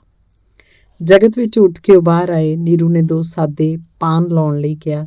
अवतार सिंह ने झट रोक देता। मुझे पान की आदत नहीं, तुम ले लो, मैं बस 2 इलायचियाँ ले लूँगा। सामने लोकल बस स्टैंड सी, उत्थों कामटी ਨੂੰ ਬੱਸ ਮਿਲ ਸਕਦੀ ਸੀ। ਉਹ ਅੰਦਰ ਆ ਗਏ। ਬੱਸ ਲੱਗਣ 'ਚ ਕੁਝ ਦੇਰ ਸੀ। ਉਹ सीमेंट ਦੇ बेंच ਤੇ बैठ गए। नीरू कहती, आपको बस चढ़ा कर ही घर जाऊँगी, तब तक और बैठ लेती हूँ आपके पास। ਤੇ ਫਿਰ ਗੱਲਾਂ ਵਿੱਚ ਉਹਨੇ अवतार सिंह ਤੋਂ ਪੁੱਛ ਲਿਆ, घर में और कौन कौन है? मेरी माँ है, मेरे 2 बच्चे हैं, एक लड़का और एक लड़की। कौन कौन सी क्लास में पढ़ते हैं बेटा बेटी? लड़का 9वीं में और लड़की 7वीं में। उनकी मदर? वो नहीं है। क्या कहा? वो अब नहीं है। क्या मतलब? आपने छोड़ दिया उसे क्या? नहीं, उसकी मौत हो चुकी है, 9-10 महीनों की बात है। सॉरी, मैंने आपका दिल दुखाया। ਤੇ ਫਿਰ ਉਹ ਚੁੱਪ ਬੈਠੇ ਰਹੇ, ਜਿਵੇਂ ਦੋਹਾਂ ਨੂੰ ਅੱਗੇ ਕੋਈ ਗੱਲ ਸੁੱਝ ਨਾ ਰਹੀ ਹੋਵੇ। ਬੱਸ ਆਪਣੇ ਅੱਡੇ ਉੱਤੇ ਆ ਖੜੀ ਸੀ। ਕੰਡਕਟਰ ਥੱਲੇ ਉਤਰ ਕੇ ਟਿਕਟਾਂ ਕੱਟਣ ਲੱਗਿਆ। तो चलूँ फिर? अवतार सिंह ने अपना फटिया फटिया बोल कढ़िया। अगले रविवार नागपुर आओगे क्या? कहाँ मिलोगे? फिर तो आप चले ही जाओगे। अगले एतवार? अवतार सिंह ने अजे फैसला नहीं किया सी। फिर कहा, जहाँ तुम कहोगे आ जाऊँगा। ऐसा करते हैं, अगले रविवार रामटेक चलेंगे। कुछ घूम फिर भी लो। चाहे अवतार सिंह ट्रेनिंग समय पहला 2 बार रामटेक जा आया, पर उन्हें हाँ कह दिता। मैं सुबह 8 बजे कामटी के बस अड्डे पर पहुंच जाऊंगी, आप वहीं आ जाइए। कामटी से फिर रामटेक की बस पकड़ लेंगे। धन्यवाद।